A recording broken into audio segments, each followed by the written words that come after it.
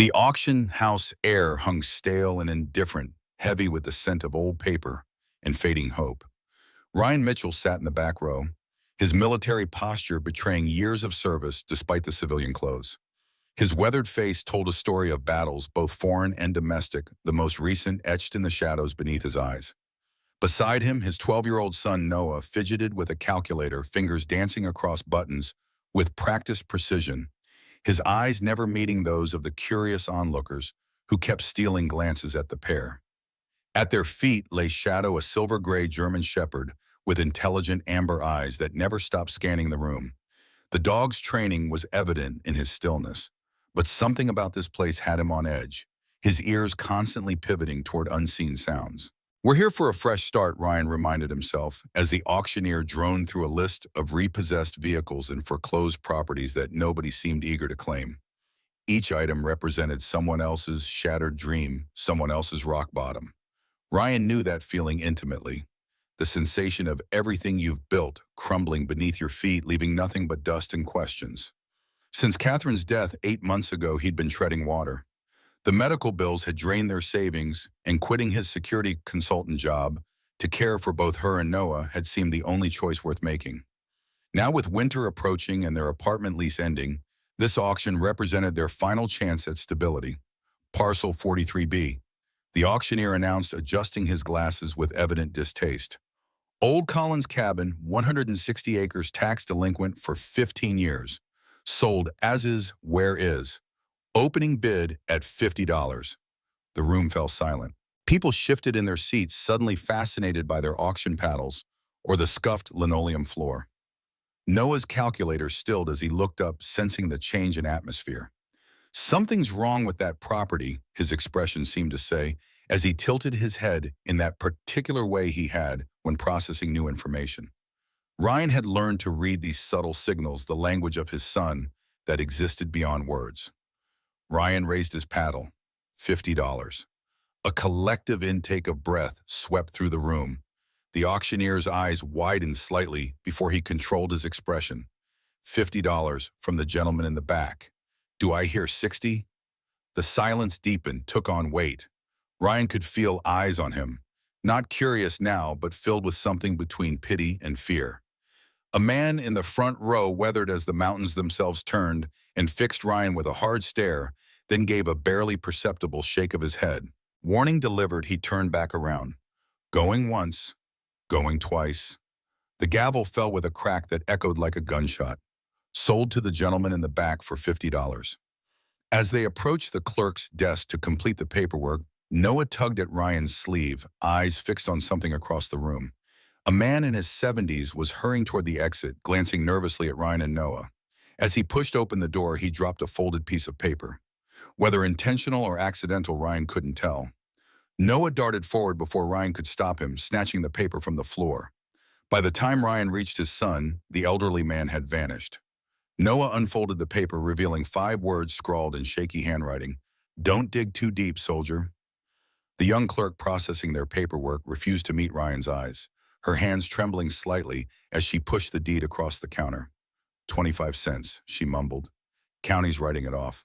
Ryan placed a quarter on the counter, the coin spinning briefly before settling with a soft clink that seemed to echo in the suddenly empty auction room. "There's something about this place that scares these people," Ryan thought as he pocketed the deed. "And we just bought it for the price of a gumball." The drive to their new property revealed why no one had wanted it. 20 miles outside the small town of Pinewood, the narrow dirt road deteriorated into little more than a game trail. Massive pines crowded in from both sides, branches scraping against the truck's paint like fingernails. The late October sky hung low and threatening, the promise of the season's first snow carried on the biting wind. Noah sat silent in the passenger seat, one hand resting on Shadow's thick fur, the other clutching his worn backpack containing his most precious possessions. Books on mathematics, the calculator his mother had given him, and a small photo album he'd never let Ryan see. His face remained impassive, but his eyes darted, constantly cataloging every detail of their new surroundings. They passed a weathered sign almost consumed by the Forest North Star Industries. Private property. No trespassing. Beyond it, through a break in the trees, Ryan glimpsed the skeletal outline of a tower rising above the forest canopy, its purpose unclear at this distance. A black pickup truck with the North Star logo emblazoned on its door appeared in Ryan's rearview mirror, following at a distance that was neither threatening nor coincidental. It maintained that precise gap for 3 miles before turning off onto a side road. Message received, Ryan thought. The cabin appeared suddenly around a sharp bend, a structure that time and elements had conspired against for decades. Built of dark logs with a steeply pitched roof now missing shingles, it squatted in a small clearing, like a creature waiting to pounce. A stone chimney rose from its center sturdy, despite the moss creeping up its sides. Shadow's demeanor changed instantly as Ryan parked the truck. The dog's ears flattened against his skull, and a low whine built in his throat. Not fear, but alertness, the same sound Ryan had heard him make in combat zones when something wasn't right. That's when Noah spoke his first words since the auction house. This place holds secrets. The cabin's interior matched its exterior, neglected but solid. A layer of dust covered everything, the simple wooden table and chairs in what passed for a kitchen, the iron frame bed against one wall, the stone fireplace that dominated the far side of the single large room. Yet beneath the abandonment lay signs of interrupted life rather than gradual decay. A coffee mug still on the table, a coat hanging by the door, a book lying face down as if its reader had stepped away only momentarily. Shadow's behavior grew increasingly strange as they explored. The normally disciplined dog paced anxiously, his attention fixed on the stone fireplace. He approached it cautiously, sniffing at the base, then backed away, growling deep in his chest. I've only seen him act like this once before, Ryan told Noah, recalling an incident in Kandahar when Shadow had detected explosives hidden in a seemingly innocent market stall. Something's not right about that fireplace. Noah nodded, his analytical mind already at work. They wouldn't have left warm clothes behind. He observed, pointing to the heavy jacket hanging near the door. Not in Montana. And look at the book. There's no dust under it. Someone moved it recently.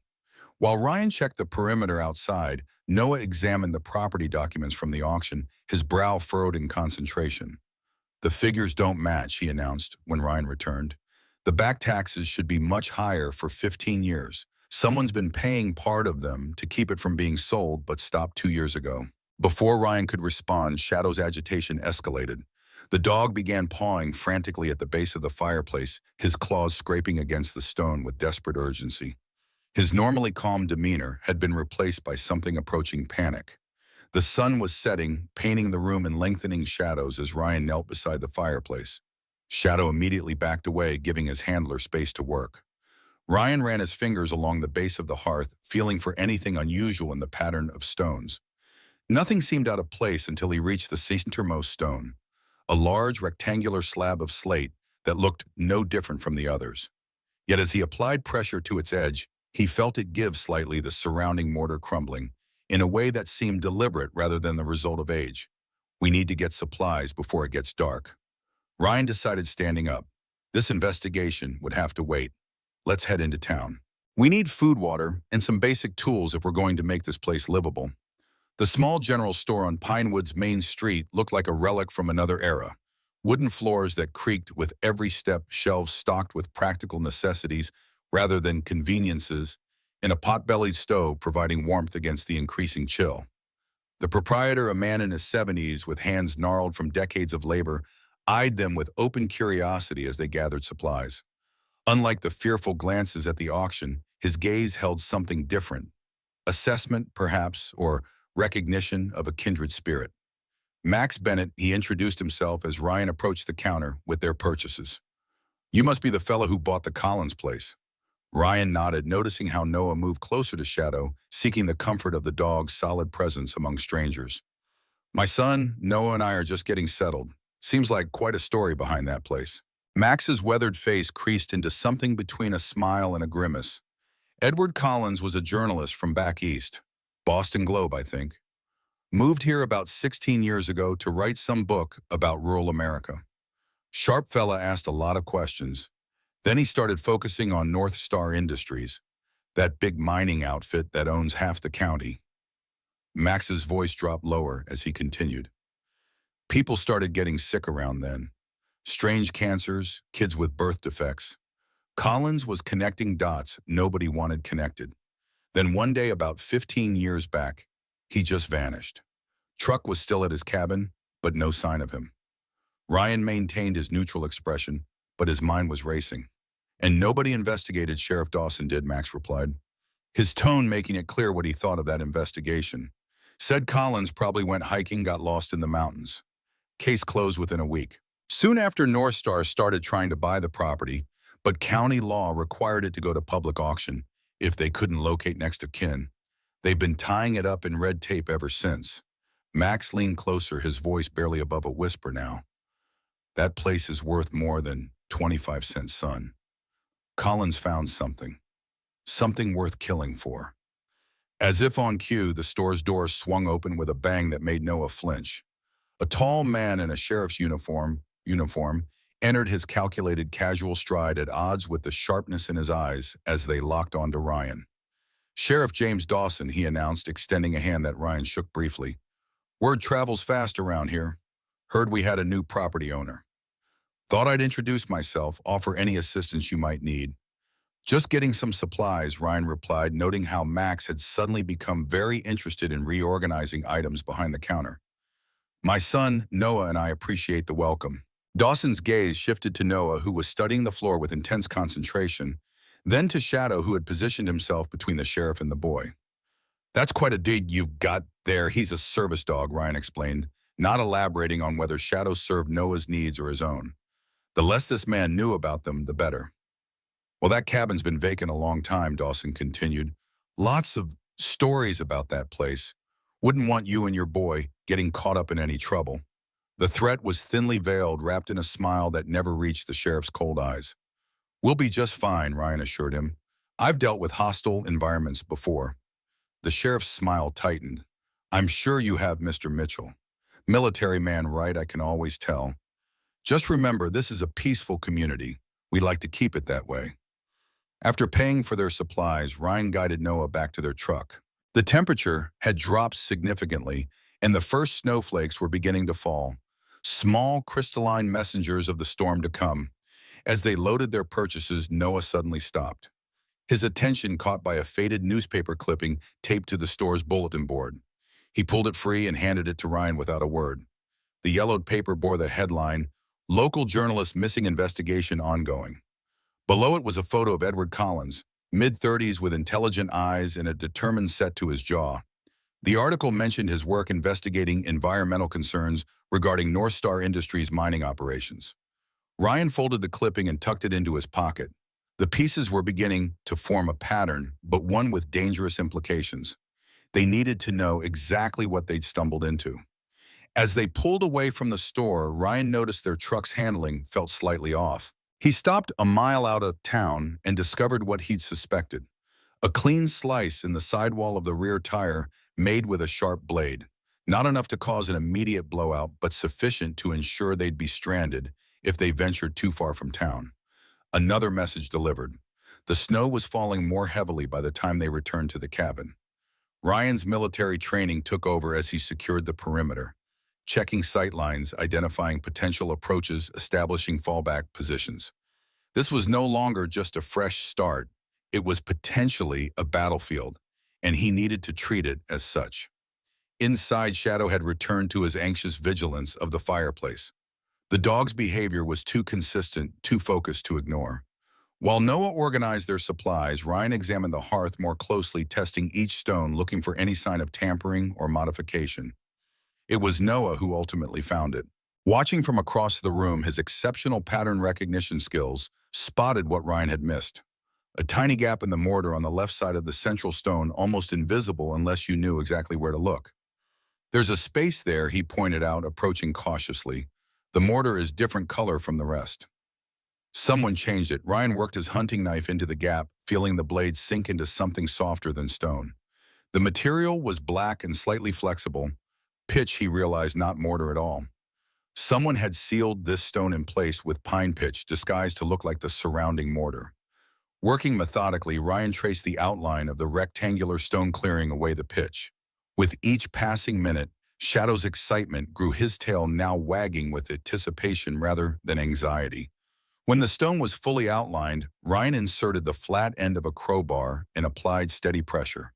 For a moment, nothing happened. Then with a soft grinding sound, the stone lifted slightly. Ryan worked the crowbar around the edges until he could grip the stone with his fingers and pull. The heavy slate slab slid free, revealing a dark cavity beneath the hearth. Shadow immediately calmed, sitting back on his haunches, his mission accomplished.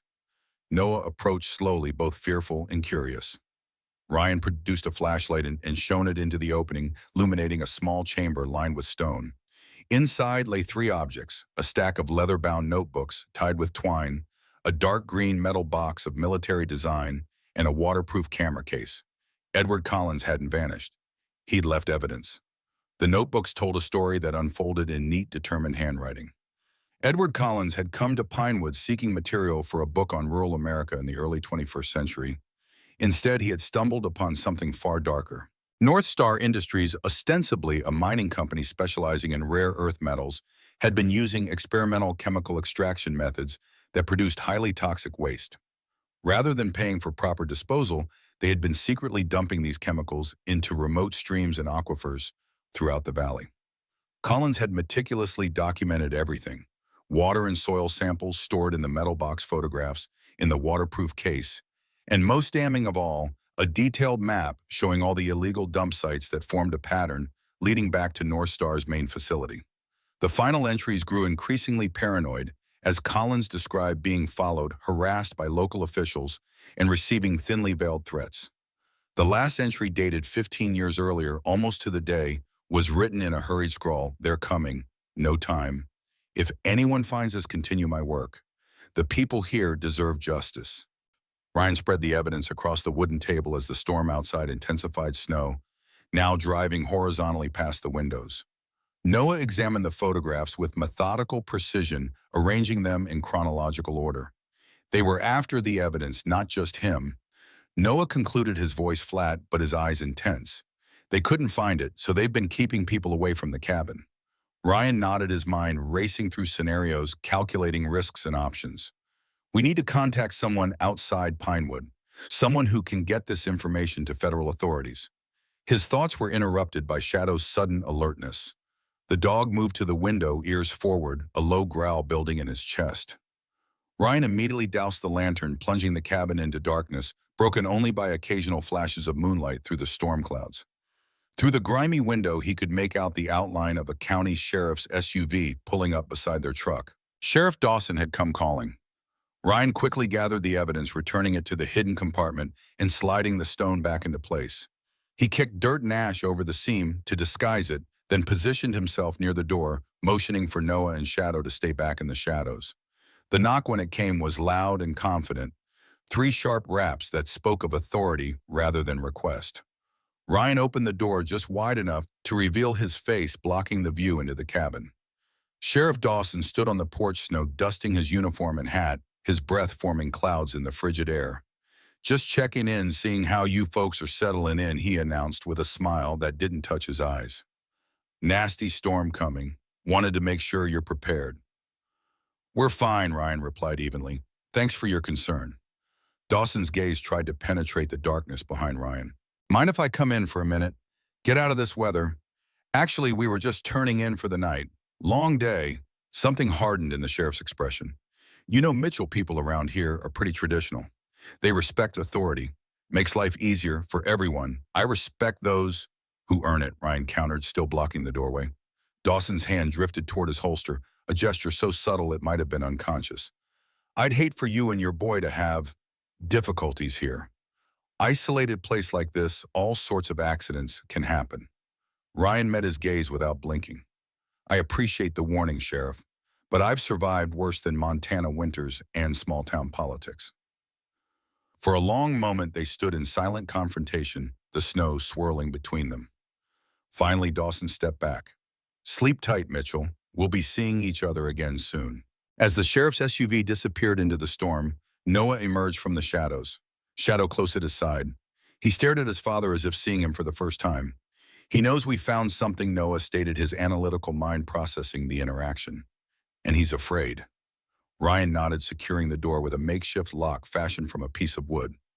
Not just afraid, desperate, which makes him dangerous.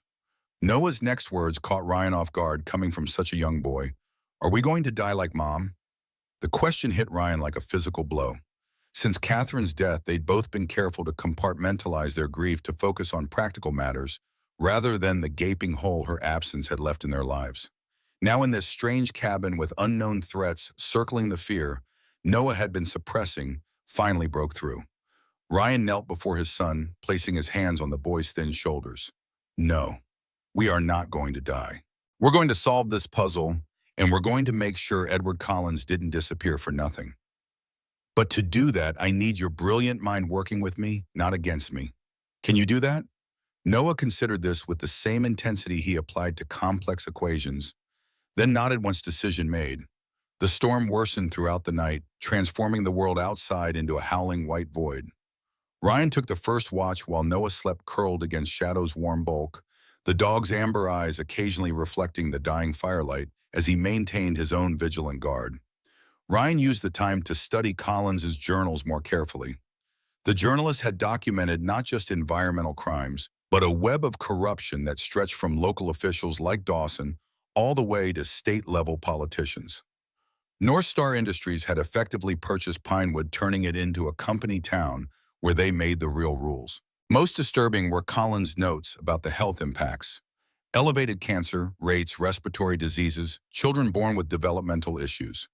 The pattern was clear to anyone willing to see it, but North Star had bought the silence of those who might raise alarms and intimidated the rest. Sometime past midnight, Ryan drifted into an uneasy sleep, only to be awakened by Noah shaking his shoulder, his eyes wide with excitement rather than fear. "Dad, I figured something out," he whispered, spreading Collins' map on the table. "Every contamination site is positioned to drain into the main water table. It's not random dumping, it's systematic poisoning.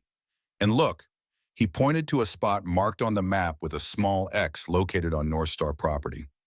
Collins wrote about a wildlife observation tower here, but the coordinates don't make sense for that.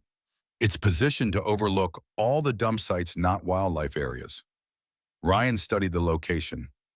That tower we saw earlier today, it must be their control center, the place where they monitor the contamination spread. Shadow's sudden alertness interrupted their discussion. The dog moved silently to the door, his posture rigid, a low warning rumble building in his chest. Someone was outside. Ryan extinguished their small light and moved to the window, careful to stay hidden in the shadows. Through gaps in the swirling snow, he could make out a dark figure approaching the cabin, moving with deliberate care despite the storm. Not Dawson this time. The shape was wrong, the movement too stealthy for a man confident in his authority. This was someone trying not to be seen. Ryan positioned Noah and Shadow in the cabin's far corner, away from potential lines of fire. He retrieved his hunting rifle, checking that it was loaded, but hoping he wouldn't need to use it. The last thing they needed was to give Dawson a legitimate reason to arrest him. A soft scratching at the door replaced what should have been a knock, someone attempting to pick the lock. Ryan waited, letting the intruder commit fully to their action. The door creaked open an inch, then two, a gloved hand visible around its edge.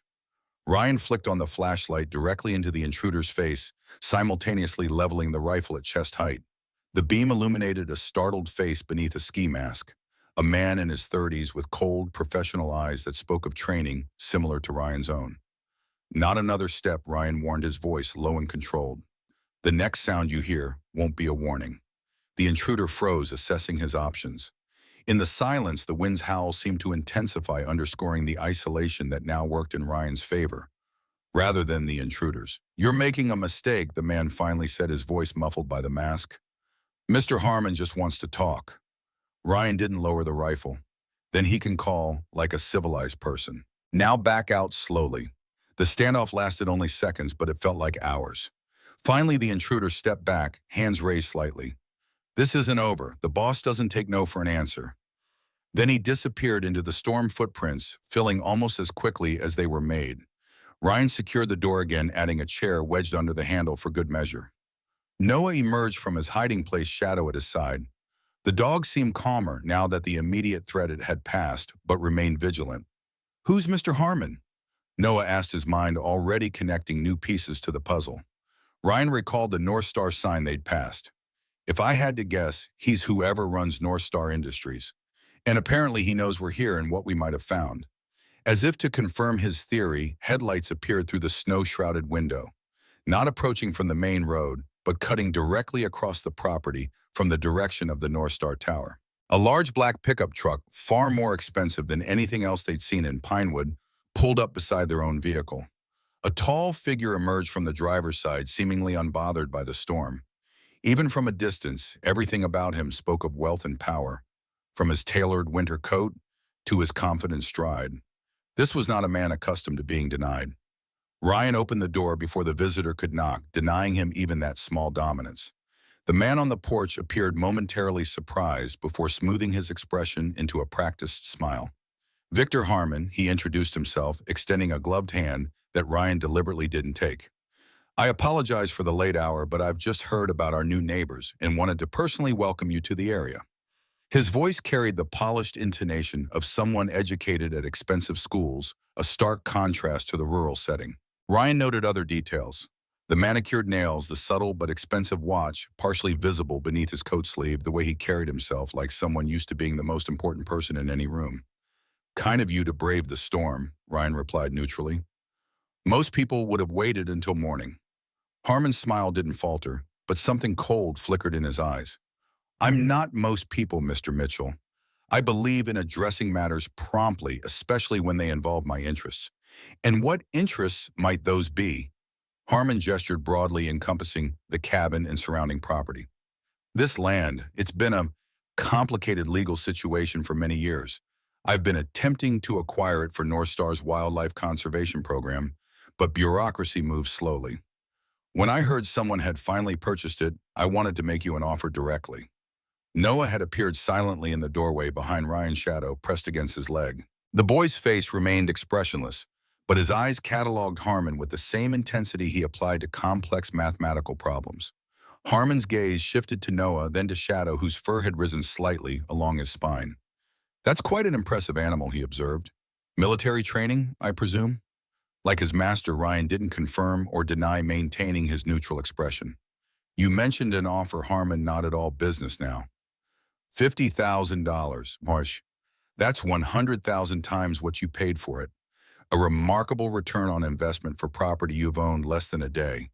The amount was deliberate, large enough to seem generous, small enough to be delivered in cash, avoiding official channels. Ryan had seen similar tactics in war zones when someone wanted to buy silence quickly. I'm not interested in selling, Ryan stated flatly. We came here for the peace and quiet. A flash of annoyance crossed Harmon's features before he controlled it. Perhaps you don't understand the opportunity I'm presenting. This land has no real value. The cabin is barely habitable. The soil is poor for farming and the location is inconvenient at best. Yet you're willing to pay $50,000 for it, Ryan countered. Curious, Harmon's smile thinned. I value continuity in our corporate holdings. Having private parcels within our conservation area creates logistical challenges.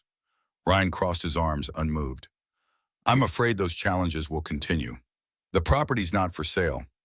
Something shifted in Harmon's demeanor, the veneer of civility thinning to reveal the steel beneath. Everyone has a price, Mr. Mitchell. What's yours, from behind? Ryan came, Noah's voice quiet but clear. Some things aren't for sale, Mr. Harmon. Like clean water, or people's health, or the truth. Harmon's gaze snapped to Noah, genuine surprise, registering on his face for the first time. The boy stared back, unblinking, his usual social anxiety seemingly forgotten in this moment of clarity.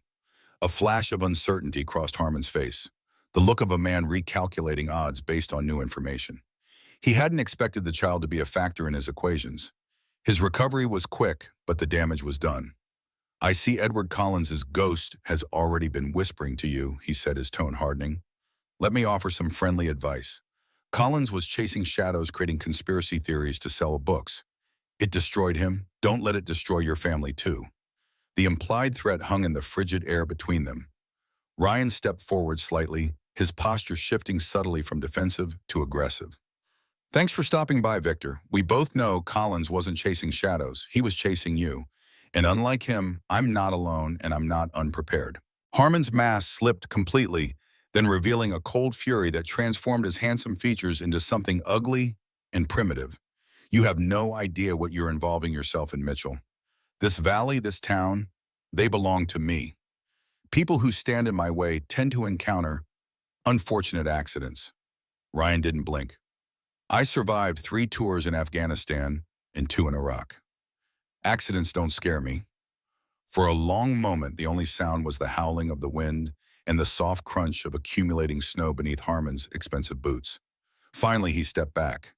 You've made a mistake today, one you'll regret. He turned and walked back to his truck, the conversation clearly over. As the black pickup's taillights disappeared into the storm, Noah looked up at his father, his expression serious beyond his years. We're in trouble, aren't we? Ryan nodded, securing the door once more. We are. But so is Harmon. He just confirmed everything Collins documented. Noah processed this with his usual methodical thoroughness. What do we do now? Ryan knelt down, bringing himself to eye level with his son. We protect ourselves, we gather more evidence, and we get it to someone who can help. Someone outside Harmon's sphere of influence. But first we need to understand exactly what we're dealing with. They returned to the table where Collins's materials lay spread out. With renewed purpose, they began organizing the evidence, separating the photos, cataloging the water and soil samples, and reading deeper into the journals. As they worked, Noah grew increasingly engaged, his natural analytical abilities finding purpose in this tangible puzzle. For the first time since Catherine's death, Ryan saw genuine animation in his son's face, the distant fog of grief temporarily lifted by the immediacy of their situation. Shadow settled near the door, his vigilance undiminished, but his earlier anxiety replaced by resolute determination. Like his handlers, he seemed to have found purpose in this strange turn of events. The storm continued to rage outside, but inside the cabin, something had changed. What had begun as a desperate gamble for affordable housing had transformed into something altogether different. A mission, a cause, perhaps even a calling.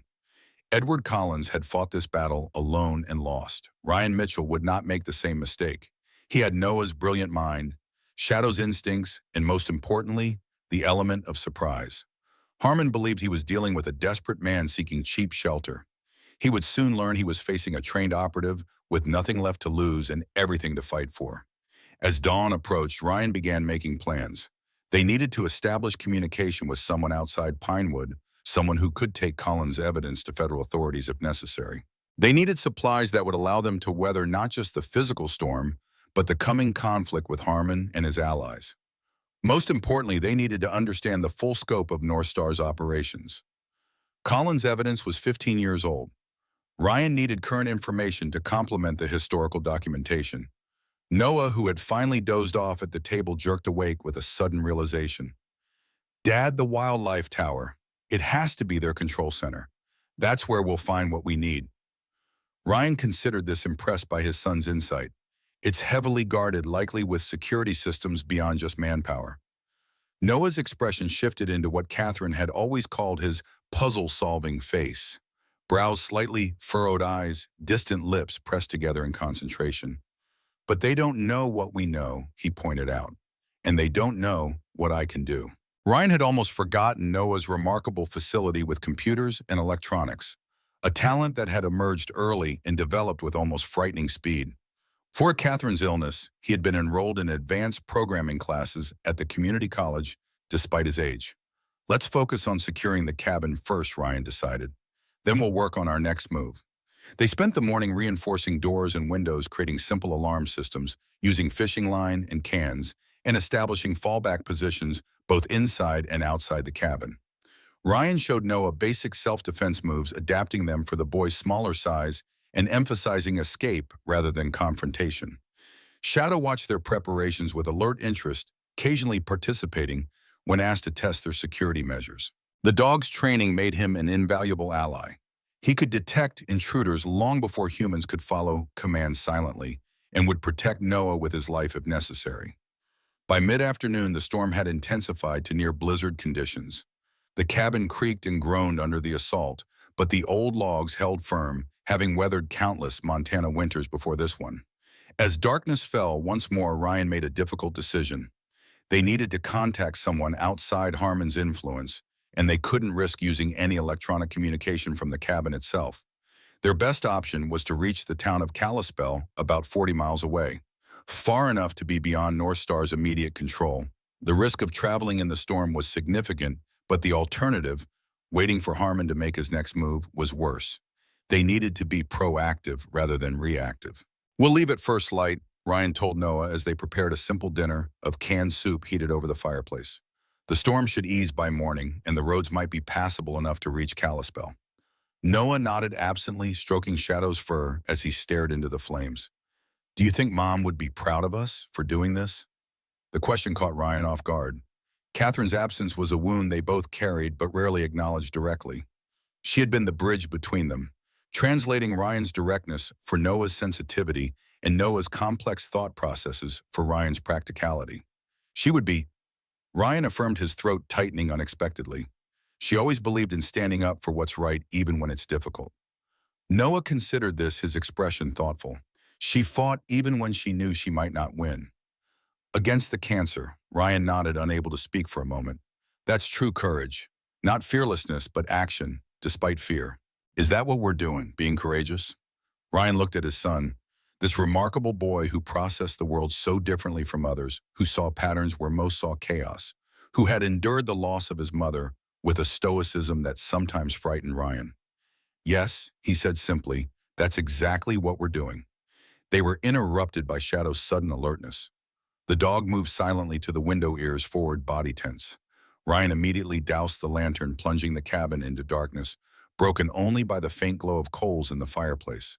Through the frosted window, he could make out a faint light moving among the trees. Not vehicle headlights, but smaller, more focused beams. Flashlights. At least 3 approaching from different directions. "They've surrounded us," Ryan realized, his military training instantly assessing the tactical situation. This wasn't a social call or an intimidation attempt. This was an assault team. The coordination and timing confirmed Ryan's suspicions about Harmon's resources. These weren't local thugs, but professionals, likely former military or security contractors. They had waited for the storm's peak when visibility was lowest and the likelihood of witnesses or assistance was non-existent. "Noah, grab only what you absolutely need," Ryan instructed, his voice calm despite the adrenaline flooding his system. "Remember our emergency plan." While Noah gathered his backpack, Ryan quickly retrieved Collins's evidence from the hidden compartment under the hearth, securing the most critical items in waterproof bags and distributing them between his and Noah's packs.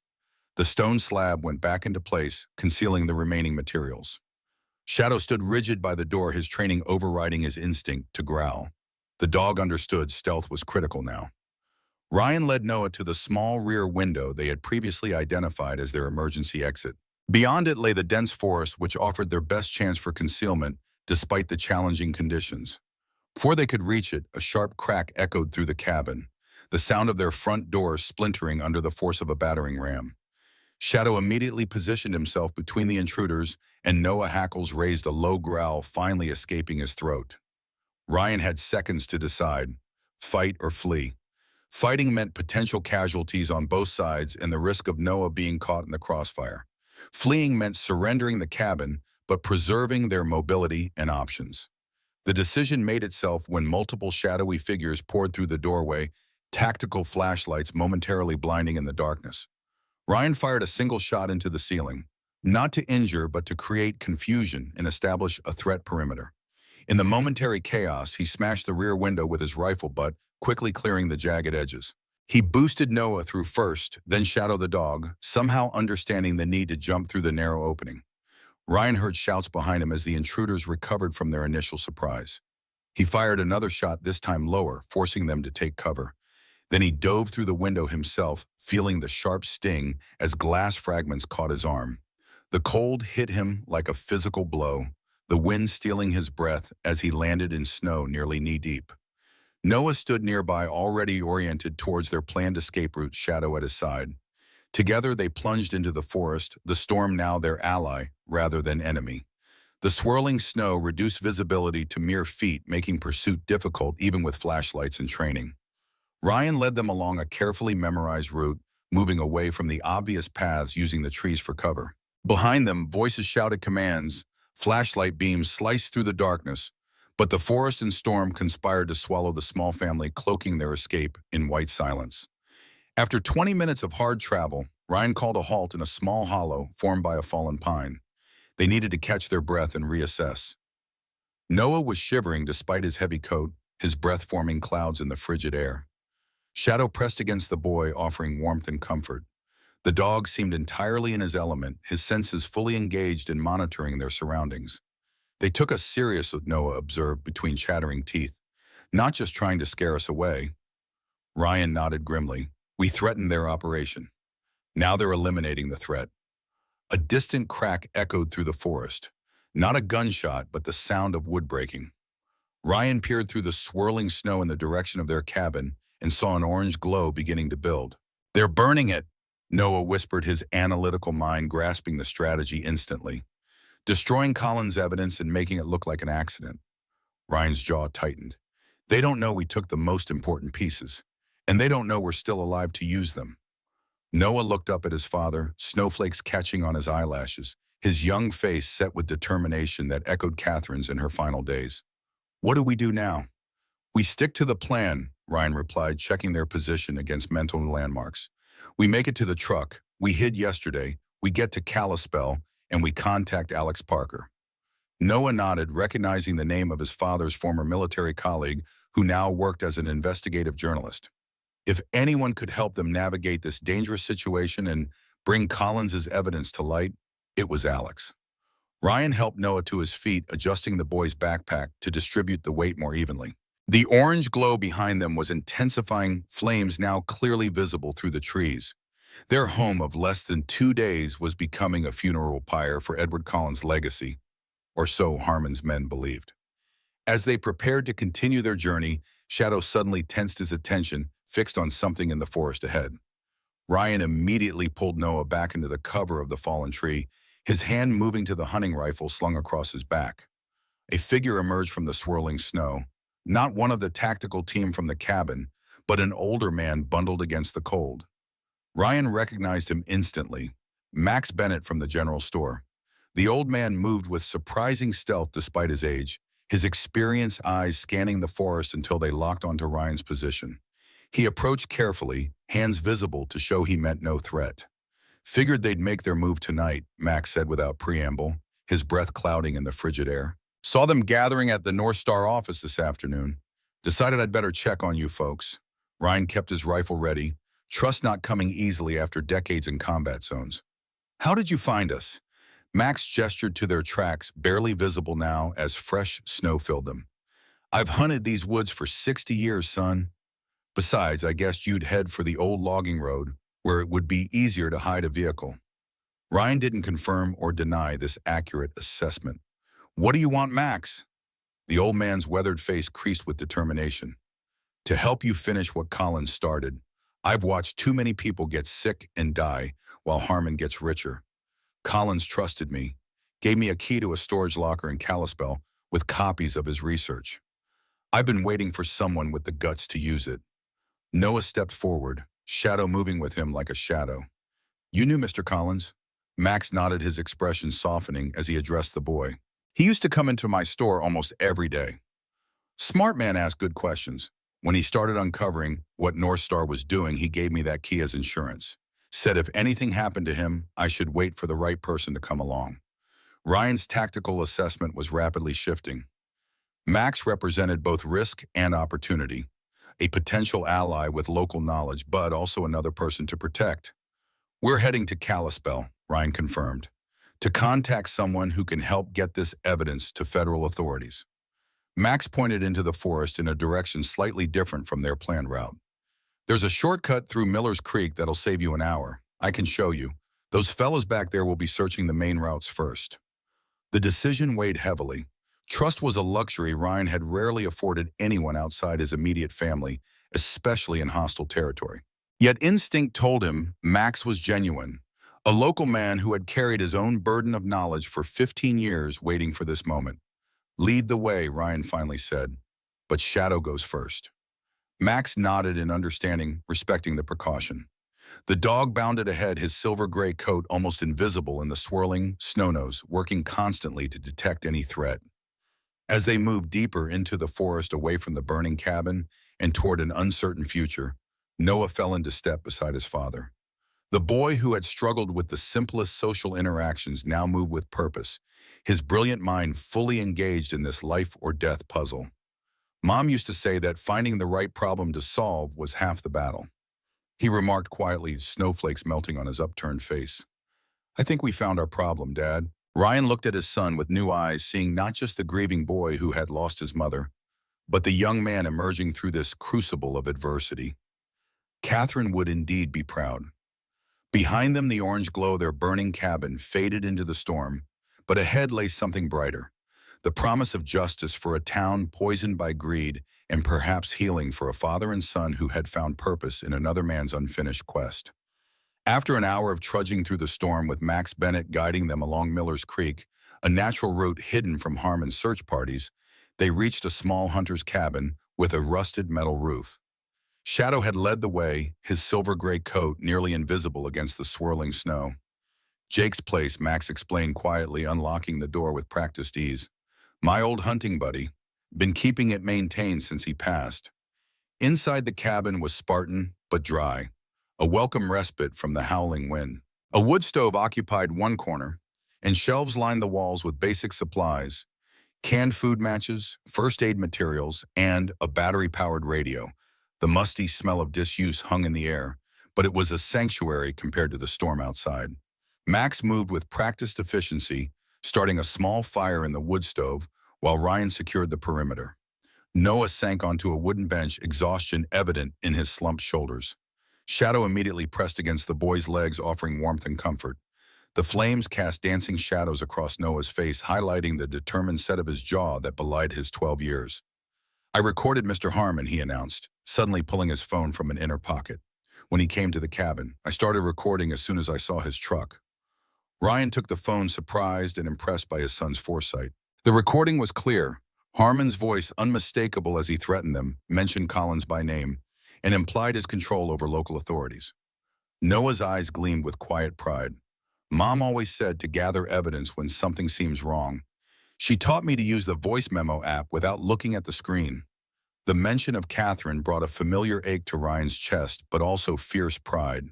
Even now, her influence guided their path, her lessons protecting them when she no longer could. Max examined the supplies while they warmed themselves. The old hunter had clearly prepared for their arrival, adding fresh items to the cabin's existing stock. Extra batteries, a detailed map of the county, and most importantly, a satellite phone. I've had that for years, Max explained, nodding toward the phone. Reception's spotty in these mountains, but it's not connected to any local networks. Harmon can't trace it. Ryan checked the device, relieved to find it functional. This changes things, he realized. They could contact Alex Parker directly without risking the journey to Kalispell in worsening conditions. While Noah dozed by the fire with Shadow maintaining vigilant guard, Ryan and Max spread the county map across a rough-hewn table. Max's weathered finger traced routes through the wilderness, identifying North Star's security checkpoints and safe passages between them. The satellite phone connected after 3 attempts, static crackling across the tenuous connection before a familiar voice answered. Mitchell, what's going on? I haven't heard from you since Catherine's funeral. Ryan explained their situation in clipped, efficient phrases. The cabin, Collins' evidence, Harmon's threats, and the attack that had forced them into the wilderness. He could almost see Alex's journalist instincts engaging as the story unfolded, details being cataloged and connections formed. I need a lifeline, Ryan finished. Someone outside Harmon's reach. Federal agencies, not local or state. Alex's voice hardened with resolve. Give me the coordinates and evidence you have. I'll make some calls, get the ball rolling. But Ryan, if this is as big as it sounds, these people won't stop easily. Ryan glanced at Noah's sleeping form, vulnerability and resilience intertwined in his son's exhausted face. They've already tried to kill us once. We're operating on borrowed time. The call ended with a concrete plan. Ryan would send Collins' most damning evidence to Alex via encrypted files using the satellite phone's limited data capability. Alex would establish contact with FBI Environmental Crimes Division and set a deadline. If he didn't hear from Ryan by 6 a.m. the following morning, he would send everything to federal authorities with instructions to investigate immediately. It's not perfect, Alex had cautioned, but it's insurance. These people think they're untouchable. Let's prove them wrong. As Ryan methodically photographed and transmitted Collins's documents, Max kept watch by the cabin's single window, his expression growing increasingly troubled. Storms letting up, he observed as the wind's howl diminished to a whisper. That's not in our favor. Harmon's people will widen their search area once visibility improves. Ryan nodded grimly. We need to move before dawn. The longer we stay in one place, the more vulnerable we become. Noah stirred, blinking away sleep, his analytical mind immediately processing the changed circumstances. Did you reach your friend, the one who can help, when Ryan confirmed their connection with Alex? Noah's eyes lit with renewed determination. Then I have something important to show you. From his backpack, the boy withdrew Collins's map, carefully unfolding it across his lap. Shadow watched with alert interest, his intelligent eyes following Noah's finger as it traced a pattern across the topographical lines. I noticed something when we were in the cabin, Noah explained. Collins marked all these contamination sites with red X's. But look here. He pointed to a series of blue lines drawn in a strange, seemingly random pattern throughout the property surrounding North Star's main facility. Unlike the contamination markers, these had no obvious explanation in Collins' notes. At first, I thought they might be clean water sources, but the pattern makes no sense for natural springs or streams. Noah continued, the words flowing more easily than usual as he explained his discovery. Then I realized, they're not water at all. They're tunnels, old mining tunnels from before North Star took over. Max leaned closer, squinting at the faded blue lines. The boy's right. This whole area was honeycombed with silver mines back in the late 1800s. Most people forgot about them after the boom ended. Ryan immediately grasped the strategic implications. Collins must have discovered that some of these tunnels remained accessible, perhaps even leading directly beneath North Star's facilities. It explained how the journalists had gathered such detailed information about their operations despite security. One tunnel in particular caught Ryan's attention, a thin blue line that began near their burned cabin and extended all the way to the base of the observation tower that Noah had previously identified as North Star's control center. If this is accurate, we have a direct approach route they won't be expecting. Ryan concluded, military assessment flowing naturally. We could gather current evidence to supplement Collins's historical documentation. Noah's expression shifted from academic interest to worried determination. But Dad, if we go back there, won't they be looking for us? Sheriff Dawson probably has people watching all the roads by now. Max's weathered face creased into a grim smile. They'll be watching roads and trails, expecting you to flee. They won't anticipate you circling back behind them. The old storekeeper produced another key from his pocket, smaller than the cabin key and attached to a faded leather tag. Collins gave me this too. Said it opened the tunnel entrance. I never used it. Figured that was his insurance, not mine to spend. Ryan weighed their options carefully. Attempting to reach Kalispell meant traveling through open areas where they'd be exposed and vulnerable. The storm's passing would make them easier to spot, and Sheriff Dawson would certainly have established checkpoints on all major routes out of the county. Counterintuitively, returning toward North Star territory might offer their best chance, not just for escape, but for gathering the additional evidence they needed to ensure Harmon faced justice. We go back, Ryan decided. We use the tunnels to access the tower document, current violations, and then extract to a safe distance before Alex's deadline. Max nodded in agreement, but concern shadowed his features. I can guide you to the tunnel entrance, but I won't be much help beyond that. These old bones aren't made for crawling around underground. Noah's gaze flicked between the two men, doubt creasing his brow. What if it's blocked or collapsed? Some of those tunnels are over 100 years old. Ryan recognized the fear behind the question, not just of physical obstacles, but of the unknown dangers lurking in the darkness. He placed a reassuring hand on his son's shoulder, feeling the slight tremor that Noah was trying so hard to control. We'll bring light oxygen and Shadow's nose, he promised. The moment it feels too dangerous, we turn back. But Collins traversed these tunnels 15 years ago. Chances are they're still passable. While Max prepared additional supplies for their journey, Ryan took Noah aside, kneeling to meet his son's eyes directly. You've been incredibly brave, he acknowledged, his voice low and sincere. But what comes next might be even more dangerous. If you want to stay with Max while I check the tunnels alone, that's a valid choice. Noah considered this with characteristic thoroughness, his eyes distant as he processed the variables. Finally, he shook his head. Decision reached. The statistics favor us staying together, he stated with mathematical certainty. And besides, Shadow would worry about me too much if we split up. The dog's ears perked at the mention of his name, his amber eyes reflecting unquestioning loyalty. Ryan felt a surge of pride mixed with fear. His son was growing into someone extraordinary, someone Catherine would have recognized immediately. They departed the hunting cabin as false dawn painted the eastern sky with faint gray light. The storm had passed completely, leaving behind a landscape transformed. Pristine snow stretching between dark sentinel pines, the air so clear and cold it seemed to crystallize with each breath. Max led them along a winding path that avoided open areas, using the forest's natural contours for concealment. Shadow ranged ahead, his silver-gray coat blending perfectly with the snow-dusted undergrowth, occasionally freezing in place when distant sounds caught his attention. Ryan maintained constant vigilance, scanning their surroundings with the practiced eye of a combat veteran. The beauty of the winter landscape concealed potential threats at every turn.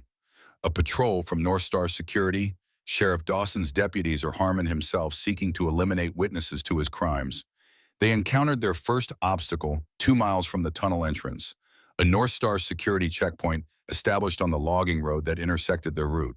2 guards stood beside an idling SUV, thermal imaging equipment visible in their hands as they scanned the surrounding forest.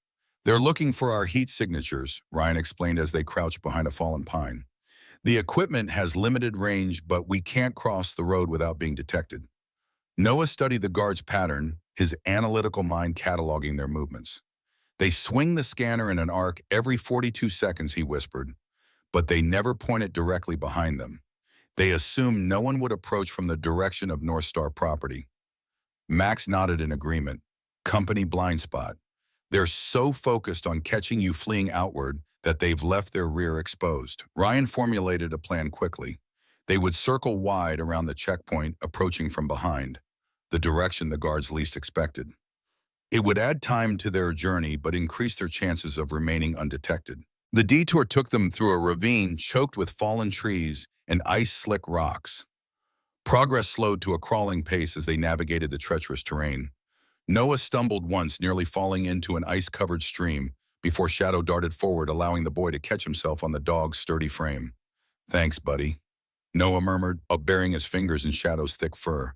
The dog responded with a gentle headbutt against the boy's chest, their bond deepening with each challenge overcome. By mid-morning, they had successfully bypassed the checkpoint and returned to Max's original route. The old hunter's knowledge of the forest proved invaluable. He identified game trails invisible to untrained eyes and led them through natural passages where their tracks would be quickly concealed by shifting snow. The forest gradually thinned as they approached familiar territory. Through gaps in the trees, Ryan caught glimpses of their cabin's charred remains. Blackened timbers jutting from the snow like broken bones, wisps of smoke still rising from the smoldering ruins. Noah's expression hardened at the sight, grief transforming into resolve. They tried to erase everything, he observed quietly, just like they tried to erase Mr. Collins. Max guided them past the cabin's perimeter, careful to avoid the open clearing where their footprints would be immediately visible to any observers. The tunnel entrance, according to Collins's map, lay a quarter-mile beyond the property in a rocky outcropping that had once served as the mine's primary access point. As they approached the coordinates, disappointment threatened to overwhelm their hopes. The area appeared to be nothing more than a jumble of frost-heaved boulders partially concealed by scrubby pines. No obvious entrance presented itself. No man-made structure remained visible after a century of natural reclamation. "It should be right here," Max muttered, consulting the map with increasing frustration. Collins was specific about the location. Shadow, however, had caught a scent. The dog moved purposefully among the rocks, nose working constantly, until he stopped before a seemingly solid rock face partially covered with winter-dormant vines. He pawed at the ground, whining softly, the same behavior he had exhibited at the cabin's fireplace. Ryan approached cautiously, brushing aside the brittle vines to reveal what the Poe had already sensed: A narrow iron door set directly into the stone, its surface rusted to match the surrounding rock so perfectly that it was nearly invisible unless viewed from the correct angle. The key Max had provided fit perfectly, though turning it required considerable force, as decades of disuse had seized the mechanism. With a protesting groan, the door swung inward, revealing a narrow passage that plunged into darkness. Stale air rushed outward, carrying the mineral scent of undisturbed earth and the faint metallic tang of old mining equipment. Ryan switched on the powerful flashlight they had taken from the hunter's cabin, the beam cutting through darkness to reveal rough-hewn stone walls supported by ancient timber, bracing that had somehow withstood the test of time. Noah hesitated at the threshold, his face pale in the flashlight's reflected glow. "Mom used to say that sometimes the only way out is through," he whispered, as if reminding himself of a lesson learned long ago. Ryan checked their supplies one final time: flashlights, water, the satellite phone, and the basic breathing masks Max had insisted they bring. He handed Noah a smaller light and helped him adjust his mask. Max would not be joining them. The old man's rheumatism made the prospect of navigating narrow tunnels impossible, and someone needed to maintain a presence above ground in case of emergency. They established a communication protocol using the satellite phone. Ryan would check in hourly, and Max would alert them to any North Star activity in the vicinity. Shadow showed no hesitation about entering the tunnel, his military training overriding any natural canine aversion to confined spaces. The dog moved with confident purpose, understanding implicitly that this mission required his specialized skills. The passage narrowed immediately beyond the entrance, forcing Ryan to stoop, while Noah could still walk upright. Their flashlight beams created grotesque shadows that danced across the uneven walls, turning mundane rock formations into threatening silhouettes that set nerves on edge. Water dripped somewhere in the darkness ahead, each splash echoing unnaturally in the confined space. The temperature dropped noticeably the deeper they penetrated, their breath forming visible clouds despite the relative warmth of the late October day outside. According to Collins' map, the main tunnel extended nearly 2 miles, passing beneath North Star property, before branching into smaller passages that accessed different parts of the facility. Their target, the observation tower, could be reached through one specific branch located approximately 3/4 of the way along the main shaft. Time lost meaning in the unchanging darkness. Ryan maintained their pace by counting steps, marking their progress against the distances indicated on the map. Noah remained unusually quiet, his focus entirely on placing one foot before the other, his small flashlight beam unwavering despite the occasional tremble in his hands. An hour into their journey, they encountered their first significant obstacle, a partial collapse that had reduced the passage to a narrow crawl space barely large enough for Ryan to squeeze through. Shadow navigated it easily, disappearing into the darkness beyond, before returning with an all-clear signal they had established during his service training. Noah hesitated, claustrophobia momentarily overwhelming his determination. The walls seemed to press closer, the weight of earth above becoming a tangible pressure that threatened to crush the breath from his lungs. Ryan recognized the panic rising in his son's eyes. The same fear that had gripped Noah after Catherine's funeral, when the boy had locked himself in a closet for hours, refusing to emerge until exhaustion finally claimed him. "Remember how we used to play astronauts?" Ryan asked gently, recalling one of their favorite games from before Catherine's illness. "How we'd build spaceships from cardboard boxes and explore alien planets." "This is just like that. Another world waiting for us to discover it." The familiar memory acted as an anchor, giving Noah something concrete to focus on beyond the threatening darkness. His breathing steadied, and with Shadow waiting patiently on the other side, he managed to wriggle through the narrow gap with Ryan following close behind. Beyond the collapse, the tunnel widened and showed signs of more recent maintenance. Newer support beams intermixed with the original timbers, electrical conduit mounted along one wall, and boot prints preserved in the fine dust covering the floor. "Someone's been using this regularly," Ryan observed, examining the prints closely. "Multiple people within the past few days." The implications were both encouraging and alarming. Cullen's discovery hadn't been forgotten after his disappearance. North Star personnel were actively utilizing these hidden passages, likely to access remote areas without being observed from above. Shadow alerted to something ahead, his posture shifting subtly to indicate caution rather than immediate threat. Ryan dimmed their lights and advanced carefully, Noah staying close behind him as the tunnel curved around a natural rock formation. The passage opened into a small chamber that had clearly been repurposed as a storage area. Metal shelving units lined the walls stacked with equipment that seemed oddly out of place in the abandoned mine. Water testing kits, chemical containers labeled with hazard warnings, and several sealed boxes marked Water Quality Monitoring, Site 12. Noah examined the equipment with growing excitement, his scientific curiosity temporarily overriding his fear. "It's all fake," he whispered, holding up a clipboard containing what appeared to be water testing results. "Look at these numbers. They're statistically impossible. The pH levels, contaminant measurements, everything's been manually adjusted to show acceptable ranges." Ryan photographed the fabricated reports using his phone while Noah continued investigating the shelves. The evidence was damning. North Star was systematically falsifying environmental monitoring data, presumably to conceal ongoing contamination of local water sources. Deeper in the chamber, they discovered something even more disturbing. Dozens of identical reports, spanning 15 years each, presenting pristine water quality findings that contradicted Collins' actual samples. The journalist hadn't just uncovered current violations. He had exposed a pattern of deliberate deception stretching back to North Star's earliest operations in the region.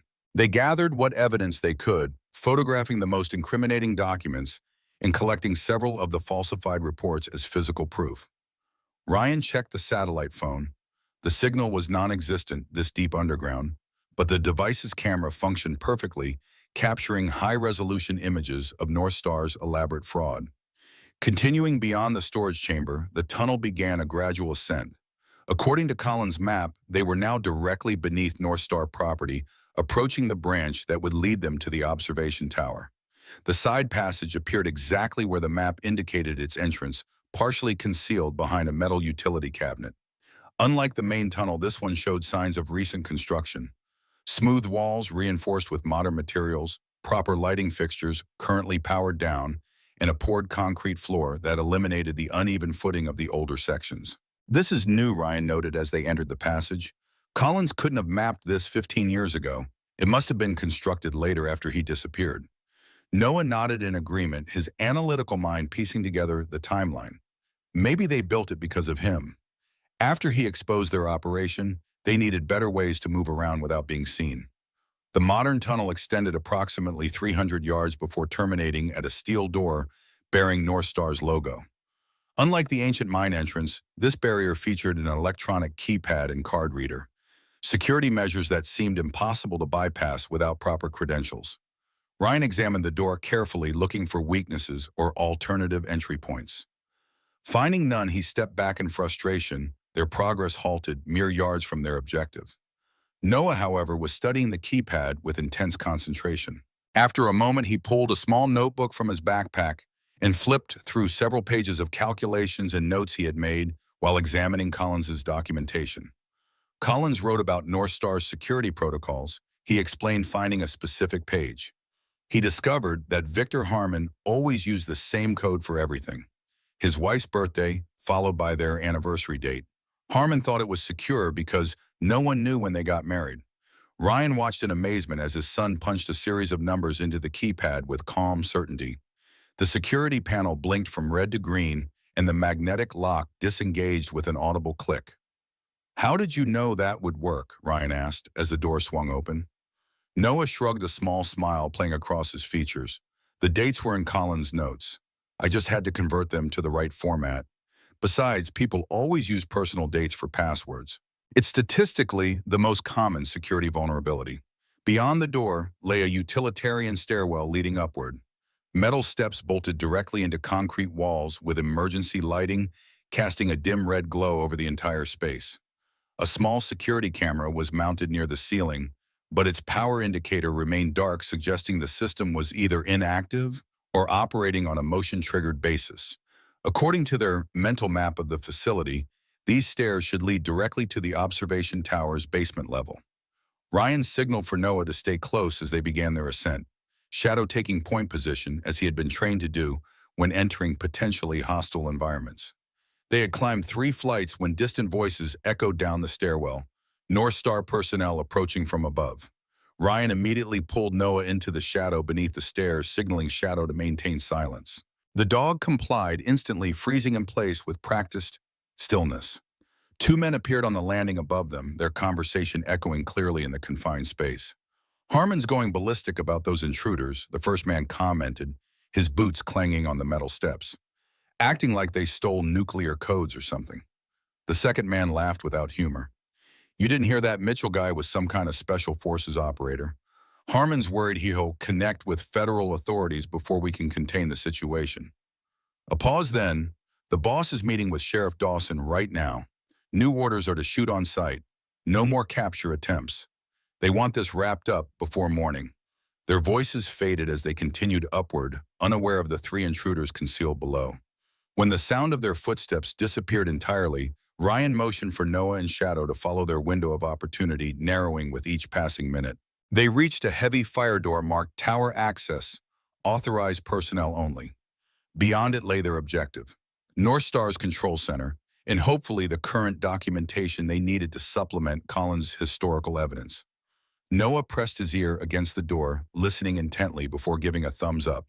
No sounds of activity from the other side. Ryan eased it open just enough to peer through, revealing a dimly lit corridor lined with office doors.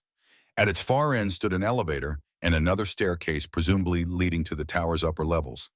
Shadow's training proved invaluable as they navigated the corridor, the dog moving slightly ahead to indicate when they should pause or change direction to avoid detection. His acute hearing picked up approaching personnel long before human ears could detect them, allowing the group to duck into empty rooms or alcoves when necessary. The observation tower's layout became clear as they progressed. The lower levels housed laboratories and monitoring equipment, while the upper floors contained offices and the actual observation platform that overlooked the surrounding valley. Their target, according to Collins's notes, would be on the third floor, the Environmental Compliance Office, where official records were maintained. Using the emergency stairs rather than the more exposed elevator, they ascended, carefully pausing at each landing to ensure the path remained clear. The facility operated with a skeleton crew during evening hours, but security personnel maintained regular patrols that required precise timing to avoid. The compliance office was locked but featured a standard commercial-grade door that posed little challenge to Ryan's military training. Within minutes, they were inside the darkened office, closing the doors silently behind them. A bank of filing cabinets lined one wall, while several computer workstations occupied the center of the room. Noah immediately gravitated toward the nearest computer, his fingers hovering over the keyboard with eager anticipation. They don't even have proper password protection, he observed with quiet disbelief as the screen illuminated at his touch. The computer had been left in sleep mode rather than fully shut down, bypassing any security measures that might have been in place. While Noah accessed the digital records, Ryan focused on the physical documentation. The filing system was meticulously organized, each cabinet containing reports from specific monitoring stations throughout the valley arranged chronologically for easy reference. The most recent reports confirmed what they had discovered in the tunnel storage room: systematically falsified data designed to conceal ongoing contamination. Noah's excited whisper cut through the silence. Dad, look at this. It's an email chain between Harmon and someone at the EPA regional office. They're discussing managed test results and regulatory accommodations. Ryan examined the screen, immediately recognizing the significance of what they had found. North Star wasn't just falsifying data. They had corrupted officials within the very agency responsible for enforcement. The conspiracy extended far beyond Pinewood, reaching into federal regulatory structures designed to prevent exactly this type of corporate malfeasance. As Noah continued searching through the email archives, Ryan photographed key documents and gathered physical evidence they could transport easily. The case against Harmon and North Star was building rapidly, each new discovery adding another layer to Collins's original findings. Their concentration was broken by Shadow's sudden alertness. The dog moved to the door, ears forward, body tense. Someone was approaching. Ryan immediately powered down the nearest lights and motioned for Noah to hide beneath one of the desks, Shadow following to protect the boy. Heavy footsteps stopped directly outside the door, followed by the metallic jingle of keys. Ryan positioned himself behind the door, prepared to neutralize the threat before it could raise an alarm. The door swung open, revealing the silhouette of a security guard conducting a routine check. Before the man could register the room's disturbed state, Ryan struck with practiced efficiency. a swift, precise blow to the pressure point at the base of the skull that rendered the guard unconscious without causing permanent injury. Ryan caught the falling body before it could create noise, dragging the unconscious guard fully into the room and securing him with zip ties from the man's own belt. A radio clipped to the guard's uniform crackled with routine check-in calls, indicating that his absence would be noted within minutes. Their timetable had just collapsed from hours to minutes. Whatever evidence they hadn't yet gathered would have to be abandoned. Noah emerged from hiding, his expression remarkably calm despite the escalating danger. Shadow remained at his side, body language shifting from alert observation to active protection mode. "Dad, I found something else," Noah whispered, returning to the computer and opening a folder labeled Project Midas, Executive Summaries. The screen filled with detailed projections of North Star's contamination spread over a 20-year period, alongside profit calculations that explicitly weighed regulatory fines against the cost of proper waste disposal. It wasn't an accident, Noah realized, his voice tight with controlled anger. They knew exactly what they were doing. They calculated how many people would get sick, how many would die, and decided it was worth it for the money. Ryan photographed the damning documents, while Noah downloaded copies to a thumb drive he had discovered in the desk drawer. The evidence was beyond anything Collins had managed to gather. Not just proof of environmental crimes, but of conscious, deliberate corporate calculation of human suffering against profit margins. The guard's radio crackled again, more insistent this time. "Tower 3 report status. Repeat, Tower 3 report status." When no answer came, the radio erupted with new instructions. "All units, possible security breach in Tower 3. Implement lockdown protocols immediately. Repeat, full facility lockdown." Alarms began blaring throughout the building, emergency lights bathing the corridor outside in pulsing red. Their escape route through the tunnels would be sealed off within minutes as electronic locks engaged throughout the facility. Ryan made a swift, strategic assessment. Running toward danger sometimes offered the best chance of survival, a counterintuitive principle he had learned in combat. Instead of retreating to the tunnels where they would likely be trapped, they would ascend to the tower's observation level and seek an alternative exit. The tower's uppermost floor housed a circular observation platform encased in bulletproof glass, offering 360-degree views of North Star property and the surrounding valley. If Ryan's assessment of the architecture was correct, there should also be roof access for maintenance personnel, a potential extraction point if they could reach it before security forces converged on their position. Noah clutched the thumb drive containing their evidence, his other hand buried in Shadow's fur for reassurance as they climbed the final flight of stairs. The dog moved with heightened alertness, muscles coiled and ready to defend his handlers against whatever awaited them. The observation level was deserted, emergency protocols having evacuated non-security personnel from the tower. Floor-to-ceiling windows revealed a panoramic view of moonlit snow stretching to the distant mountains, the beauty a stark contrast to the danger pressing in from all sides. Vehicles with flashing lights converged on the tower's base, their headlamps cutting bright swaths through the darkness. Among them, Ryan recognized Sheriff Dawson's distinctive SUV and a black pickup truck that could only belong to Victor Harmon himself. "They're all here," Noah observed, his analytical mind processing the tactical situation despite his fear. "That means they're not watching other escape routes." Ryan spotted what he was looking for, a maintenance access hatch in the ceiling that presumably led to the roof. Using a desk as a platform, he pushed the hatch open and hoisted Noah through the opening, Shadow following with a single powerful leap. Ryan pulled himself up last, securing the hatch behind them to delay pursuit. The tower's roof was a flat expanse of gravel and equipment housings bordered by a chest-high parapet. The night air bit with renewed ferocity after the relative warmth of the building's interior, the temperature having dropped significantly since sunset. Below them, security forces were establishing a perimeter, their flashlight beams sweeping across the tower's base in search of intruders. Ryan assessed their options with cold precision, calculating distances and angles, mapping potential descent routes against the gathering opposition. One possibility emerged: a maintenance ladder on the tower's north face, partially concealed from ground observation by the building's architectural features. It led to a secondary roof over an adjacent storage facility, which in turn connected to the perimeter fence through a series of shorter structures. "I have a plan," Ryan told Noah, pointing out the route he had identified. but it's going to require perfect timing and absolute trust. Can you do exactly what I tell you when I tell you, without hesitation? Noah surveyed the vertiginous drop, swallowed hard, then nodded with determined resolve. The statistics favor action over inaction. When surrounded, he stated with the peculiar formal precision he adopted when processing complex problems. Besides, we have Shadow. He wouldn't let us try if it wasn't possible. Ryan squeezed his son's shoulder, once again, struck by the extraordinary mind developing within this slender frame.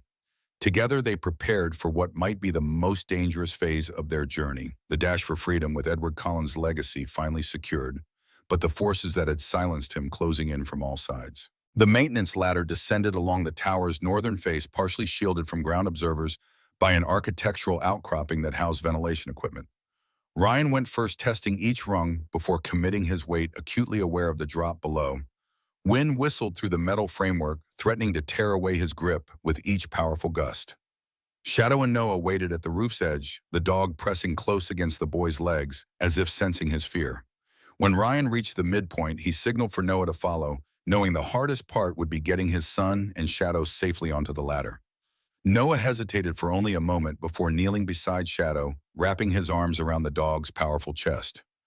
"This next part is going to be scary, buddy, but I need you to trust me like I trust you." The German Shepherd remained perfectly still as Noah secured him with the makeshift harness they'd fashioned from Ryan's belt. Military service dogs were trained to handle unusual transportation methods, but this improvisation pushed the boundaries of even that rigorous preparation. With Shadow secured against his chest, the dog's weight nearly equal to his own, Noah began the precarious descent. Each step came with dual challenges, managing the awkward weight distribution while maintaining a death grip on the icy metal rungs. The boy's face contorted with effort, but he didn't complain or hesitate. Shadow remained remarkably calm throughout the ordeal, his training overriding natural canine instincts that would have triggered panic in any ordinary dog. 20 feet above the secondary roof, flashlight beams swept across their position. A shout echoed through the night air, followed by the crackling of radios as security forces converged on their escape route. Ryan quickened his pace, knowing they had minutes at most before the area swarmed with Harmon's men. Noah and Shadow reached the bottom of the ladder just as the first bullets pinged against the metal structure. Ryan pulled them behind a ventilation unit, the large metal housing providing temporary cover, as he assessed their next move. The secondary roof connected to a series of storage buildings extending toward the perimeter fence. If they could cross approximately 70 yards of exposed rooftop, they might reach the fence before Harmon's security forces could cut them off. Lights blazed to life around the compound, powerful industrial floods, transforming night to artificial day. The sudden illumination eliminated shadows that might have provided concealment, leaving them exposed on the flat rooftop surface. Two guards appeared on the connecting rooftop ahead, weapons raised. Ryan pulled Noah and Shadow lower behind their dwindling cover options, narrowing with each passing second. The evidence they carried represented their only leverage proof of corporate crimes that had cost lives and poisoned an entire community, but it would mean nothing if they didn't survive to deliver it. Shadow's behavior shifted suddenly, his attention focusing on something beyond the rooftop's edge. A low, recognizable whine built in his throat, not danger but recognition. Ryan risked a glance over the ventilation units and spotted a familiar figure moving stealthily through the shadows below. Max Bennett had ignored their instructions to maintain distance. The old shopkeeper had followed them to North Star property and now worked his way along the building's perimeter, unseen by the security forces focused on the rooftop drama unfolding above. The distraction they needed materialized when Max reached a maintenance shed on the far side of the complex. A series of explosions rocked the night, not devastating blasts, but the controlled detonations of what Ryan recognized as homemade smoke devices. Thick gray clouds billowed across the compound, obscuring visibility and drawing security personnel away from their position. That stubborn old man brought us a window, Ryan realized, seizing the opportunity. "Let's move now." They sprinted across the rooftop, keeping low as they navigated between ventilation equipment and satellite dishes. Noah maintained remarkable speed despite his smaller stride, Shadow matching his pace perfectly. At the edge where the roof connected to the storage facility, they encountered a gap not impossibly wide, but significant enough to give them pause. Noah assessed the distance with mathematical precision. 4 feet 3 inches, he announced. "I can make that." Before Ryan could respond, his son backed up 3 steps, took a running start, and launched himself across the gap. He landed hard but safely on the adjacent roof, Shadow clearing the distance with a graceful leap beside him. Ryan followed the gap, seeming to widen as he approached. His combat boots slipped slightly on takeoff, robbing him of crucial momentum. For a heart-stopping moment, he hung suspended between buildings, gravity pulling him downward as his hands desperately sought purchase on the opposite ledge. Noah lunged forward, grabbing his father's wrist with surprising strength for a 12-year-old. Shadow bit into Ryan's jacket sleeve, adding his weight to the effort. Together, boy and dog hauled him onto solid roofing, the three collapsing in a breathless heap as shouts echoed from below. Security forces had spotted them despite the smokescreen. The fence line lay just 20 yards ahead, but the most challenging obstacle remained a 12-foot drop to the ground, followed by the fence itself topped with coils of razor wire. Ryan spotted their salvation, a maintenance vehicle parked near the perimeter, its boom lift extended for repair work on exterior lighting. If they could reach it, the hydraulic platform might provide both a safe descent and a means to clear the fence. The final dash across the storage facility roof came under direct fire bullets, chipping concrete around their feet. Ryan pushed Noah ahead of him, using his body as a shield against the gunfire, while Shadow led the way, instinctively finding the path of least exposure. They reached the roof's edge, overlooking the maintenance vehicle. The hydraulic lift hung suspended 12 feet away, close enough to jump with the right momentum, but with zero margin for error. Miscalculation meant either missing the platform entirely or crashing through its safety railing. Noah, ever the mathematician, calculated trajectories, while Ryan created a distraction, firing his last 2 bullets toward their pursuers to force them into cover. The boy's eyes tracked invisible physics equations, lips moving silently as he mapped the perfect arc through space. "I've got this," he declared with sudden certainty. "But we need to go together, all 3 of us." Ryan recognized the logic. Their combined weight would stabilize the landing and prevent the platform from swinging wildly upon impact. He crouched, arms encircling both Noah and Shadow, forming a human protective cage around his 2 most precious responsibilities. On 3, Ryan counted down. 1, 2, 3. They launched from the rooftop as a single unit, soaring through the cold night air toward the suspended platform. Time seemed to stretch each millisecond, extending into painful clarity. Noah's determined expression, Shadow's absolute trust, the approaching metal framework growing larger in their vision. Their landing sent the platform swinging violently, metal cables creaking under sudden strain. Ryan absorbed most of the impact with his legs, maintaining his protective hold around Noah and Shadow until the motion stabilized. Bullets pinged against the lift's metal frame as Ryan located the control panel. The hydraulics responded with a mechanical groan, lowering them toward the ground while simultaneously extending outward, away from the building and toward the perimeter fence. As they descended, the fence loomed before them, 10 feet of chain link topped with gleaming coils of razor wire. Beyond lay the dark forest and potential freedom if they could somehow clear this final barrier without being cut to ribbons. Noah's gaze fixed on the fence with analytical intensity. "Electricity isn't flowing through it," he observed, pointing to the control box visible at the fence's base. "The alarm lights are off." The boy was right. The security system had been compromised, likely by Max's diversionary actions. The fence presented a physical barrier, but lacked its electronic countermeasures. Ryan manipulated the lift controls, bringing them to the fence's edge just above the razor wire. A 6-foot gap separated the platform from the forest beyond, jumpable, but requiring perfect execution to clear the wire coils. Shadow went first, the powerful dog sailing over the barrier with inches to spare, landing gracefully in the snow on the far side. He turned immediately, watchful eyes fixed on Noah, waiting for his young handler to follow. Ryan helped position Noah at the platform's edge, his hands steady on his son's shoulders. "You've got this. Just like the long jump at school, push off hard and keep your legs tucked." Noah nodded, fear and determination battling across his features. He backed up 3 precise steps, took a deep breath, and sprinted forward. His leap carried him perfectly over the razor wire, his small body clearing the fence with room to spare before landing safely beside Shadow. Shouts grew louder as security forces converged on their position. Ryan had seconds at most before gunfire would make his own jump impossible. He backed up as far as the small platform allowed, calculating his trajectory with less mathematical precision than his son, but with years of combat experience guiding his judgment. The razor wire gleamed malevolently in the floodlights as Ryan launched himself forward. His body sailed over the fence, but he felt a sharp tug at his lower leg as one of the coils caught his pants.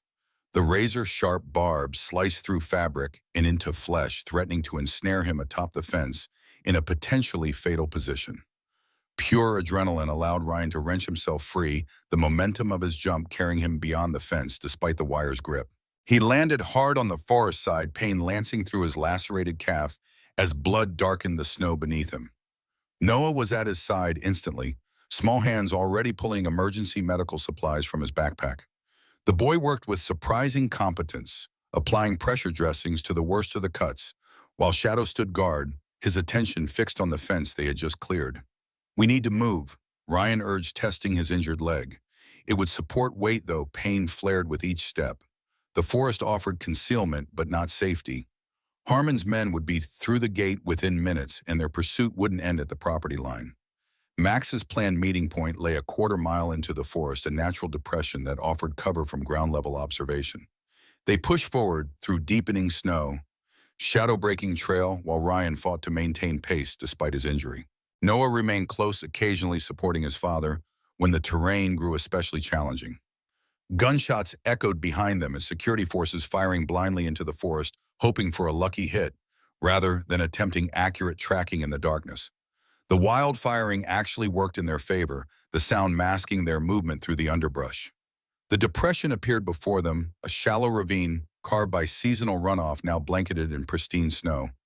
Max waited at its center, a bulky snowmobile idling quietly beside him. The old shopkeeper's face registered relief when he spotted them emerging from the trees. "You crazy fools actually did it," he exclaimed, helping Ryan lower himself onto the snowmobile's extended seat. "That tower's been locked down tighter than a drum for 15 years. Nobody gets in or out without Harmon's say-so." Noah climbed aboard behind his father, Shadow somehow finding space to perch on the extended cargo platform. "The evidence we found confirms everything. And worse," he reported, patting the thumb drive secured in his inner pocket. "They've been poisoning people deliberately. They knew exactly what they were doing." Max's weathered face hardened with vindication. "Collins tried to tell us, but nobody would listen. Now they'll have to." The snowmobile's engine growled as Max opened the throttle, guiding them deeper into the forest, along unmarked trails that existed only in the old hunter's memory. Behind them, flashlight beams cut through the trees as Harmon's security forces spread into the wilderness, but their search pattern indicated confusion rather than confident pursuit. Ryan checked his watch, 4:12 a.m. Less than 2 hours remained until Alex Parker's deadline. If they didn't make contact by 6:00 a.m., the journalist would forward everything they'd sent previously to federal authorities, initiating an investigation regardless of their fate. The satellite phone remained functional, but the risk of transmission interception had increased exponentially. Harmon's resources likely included signal detection equipment that could pinpoint their location if they attempted communication. Max guided the snowmobile with surprising skill for a man his age, navigating between trees and over fallen logs with the confidence of someone who had traveled these paths thousands of times.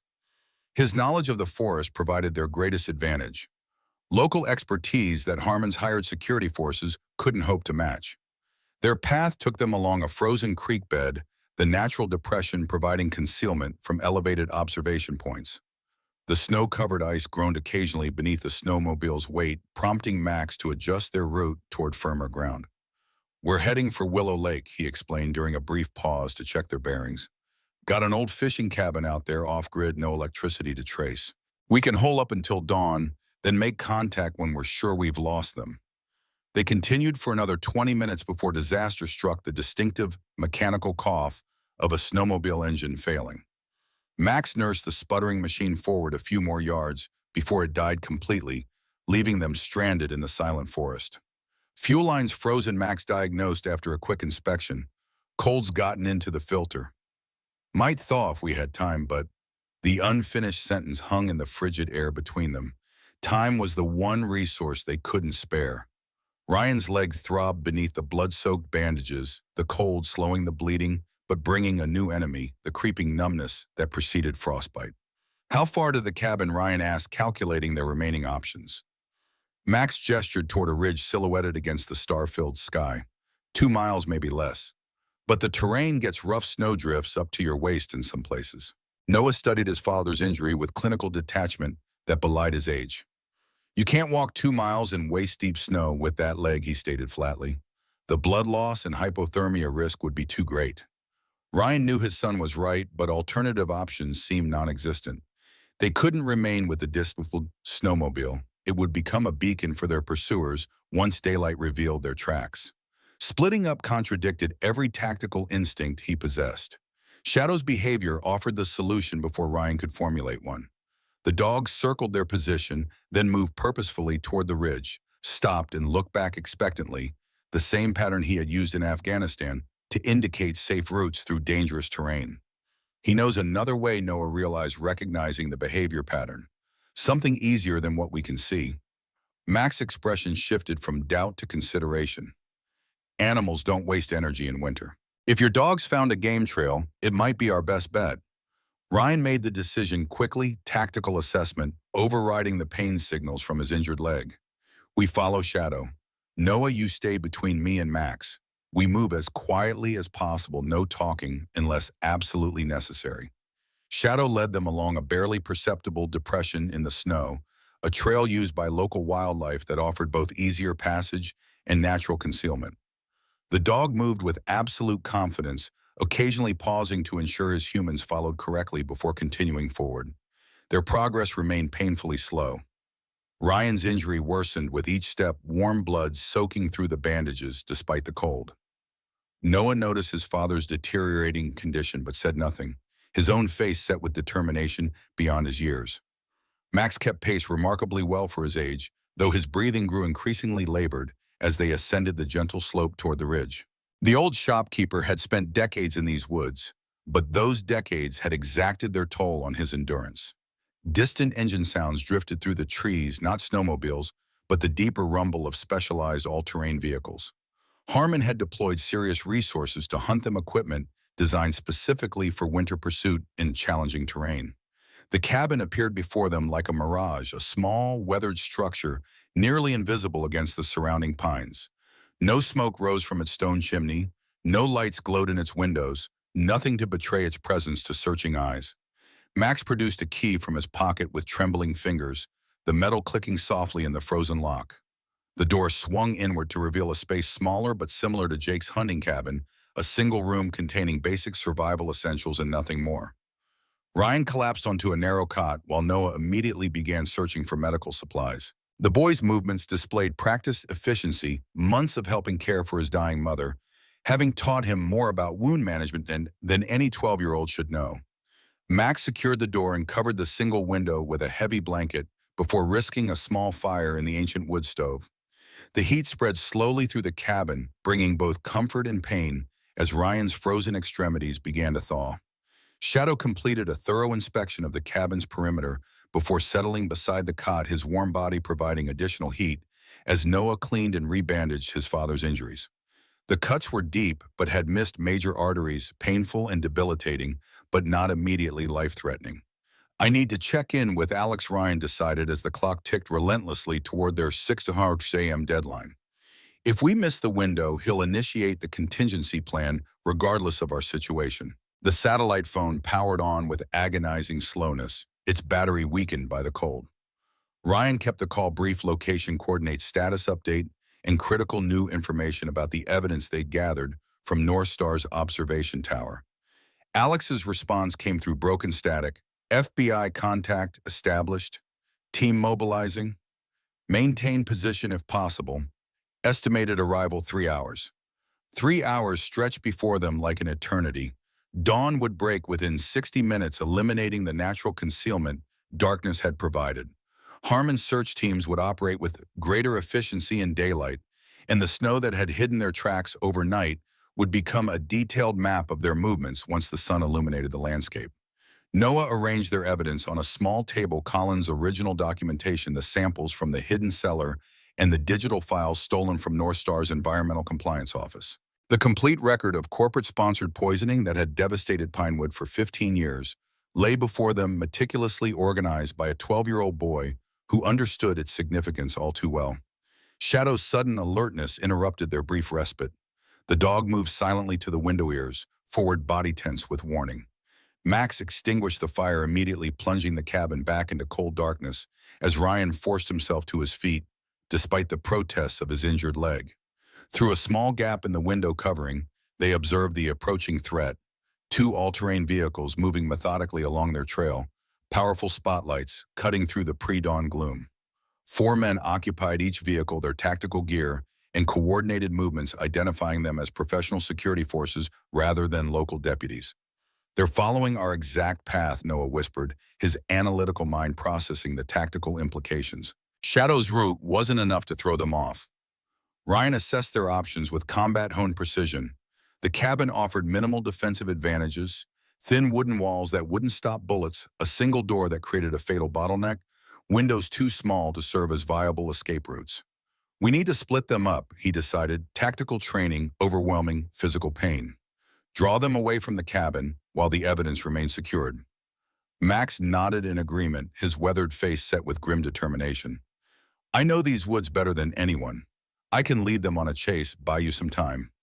Ryan recognized the selfless offer for what it was, a potentially sacrificial diversion from a man who had waited 15 years to see justice done. Before he could respond, Noah stepped forward, his expression resolute. "No, I should go with Shadow," the boy stated with unexpected authority. "We're faster together, and Shadow can find hidden paths they won't expect. We'll circle back when it's safe." Absolute refusal rose in Ryan's throat, paternal protection overriding tactical assessment. The thought of Noah facing such danger alone was unthinkable, regardless of Shadow's proven protective abilities. Noah recognized his father's objection before it could be voiced. "This is basic game theory, Dad. The evidence is what matters. You're injured, Max knows the cabin location, and I'm the variable they won't expect to operate independently. Statistically, this distribution of resources maximizes our collective survival probability." The boy's logical argument pierced Ryan's emotional resistance. His son wasn't just offering childish bravery, but a tactically sound strategy based on clear-eyed assessment of their situation. Still, every fiber of his being rebelled against placing Noah in harm's way. Shadow seemed to sense the unspoken conflict, pressing himself against Noah's side with protective intensity. The dog's amber eyes met Ryan's, conveying something beyond human language, a solemn promise to guard the boy with his life. Noah approached his father, small hand gripping Ryan's larger one with surprising strength. "It's like you told me, courage isn't being fearless. It's being afraid and doing what's necessary anyway." Ryan recognized his own words reflected back at him, spoken days earlier, beside a fireplace that now existed only as charred ruins. His son had absorbed not just the words, but their essential truth, applying the lesson in ways Ryan hadn't anticipated. The approaching vehicles forced an immediate decision. Ryan pulled Noah into a fierce embrace, memorizing the feeling of his son's heartbeat against his chest, steady and strong, despite the danger surrounding them. He pressed the satellite phone into the boy's hand, a lifeline to both Alex Parker and the authorities moving to intercept them. "Stay within a half-mile radius," he instructed, military precision temporarily overcoming emotional turmoil. "Create confusion, not distance. Shadow knows the command home. Use it when you need to return here."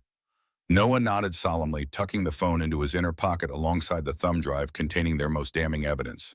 Shadow remained glued to the boy's side, completely focused on his young handler, despite the chaotic circumstances. Max provided Noah with last-minute guidance landmarks to navigate by terrain features to avoid animal trails that offered concealment.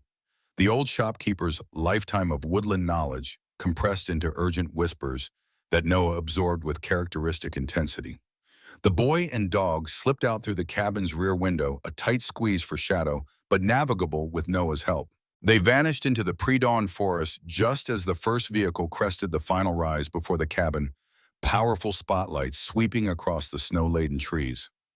Ryan and Max positioned themselves behind the cabin's sturdiest furniture, creating improvised cover against the expected assault. Max produced an ancient but well-maintained hunting rifle from beneath a floorboard, a single-shot weapon that offered minimal firepower but potential deterrence. The first vehicle halted 50 yards from the cabin, its occupants deploying in standard tactical formation, while the second continued along the ridgeline, presumably to circle behind their position. Professional discipline guided their movements. These weren't trigger-happy security guards, but trained operators, executing a rehearsed containment strategy. A voice called out through the morning stillness, its cultured tones incongruous against the wilderness backdrop. Mitchell, this is Victor Harmon. We know you're in there. The situation has escalated beyond reasonable control, but I'm authorized to offer terms. Ryan remained silent, conserving their minimal strategic advantage while assessing Harmon's approach. The CEO had personally joined the pursuit, a surprising development that indicated just how desperate North Star had become to contain the situation. Harmon continued when no response came, his voice carrying easily in the still mountain air. Full financial compensation for any inconvenience, immediate medical attention for your injuries, and safe passage out of Montana for you and your son. In exchange, you surrender all materials gathered from my facility and sign standard non-disclosure agreements.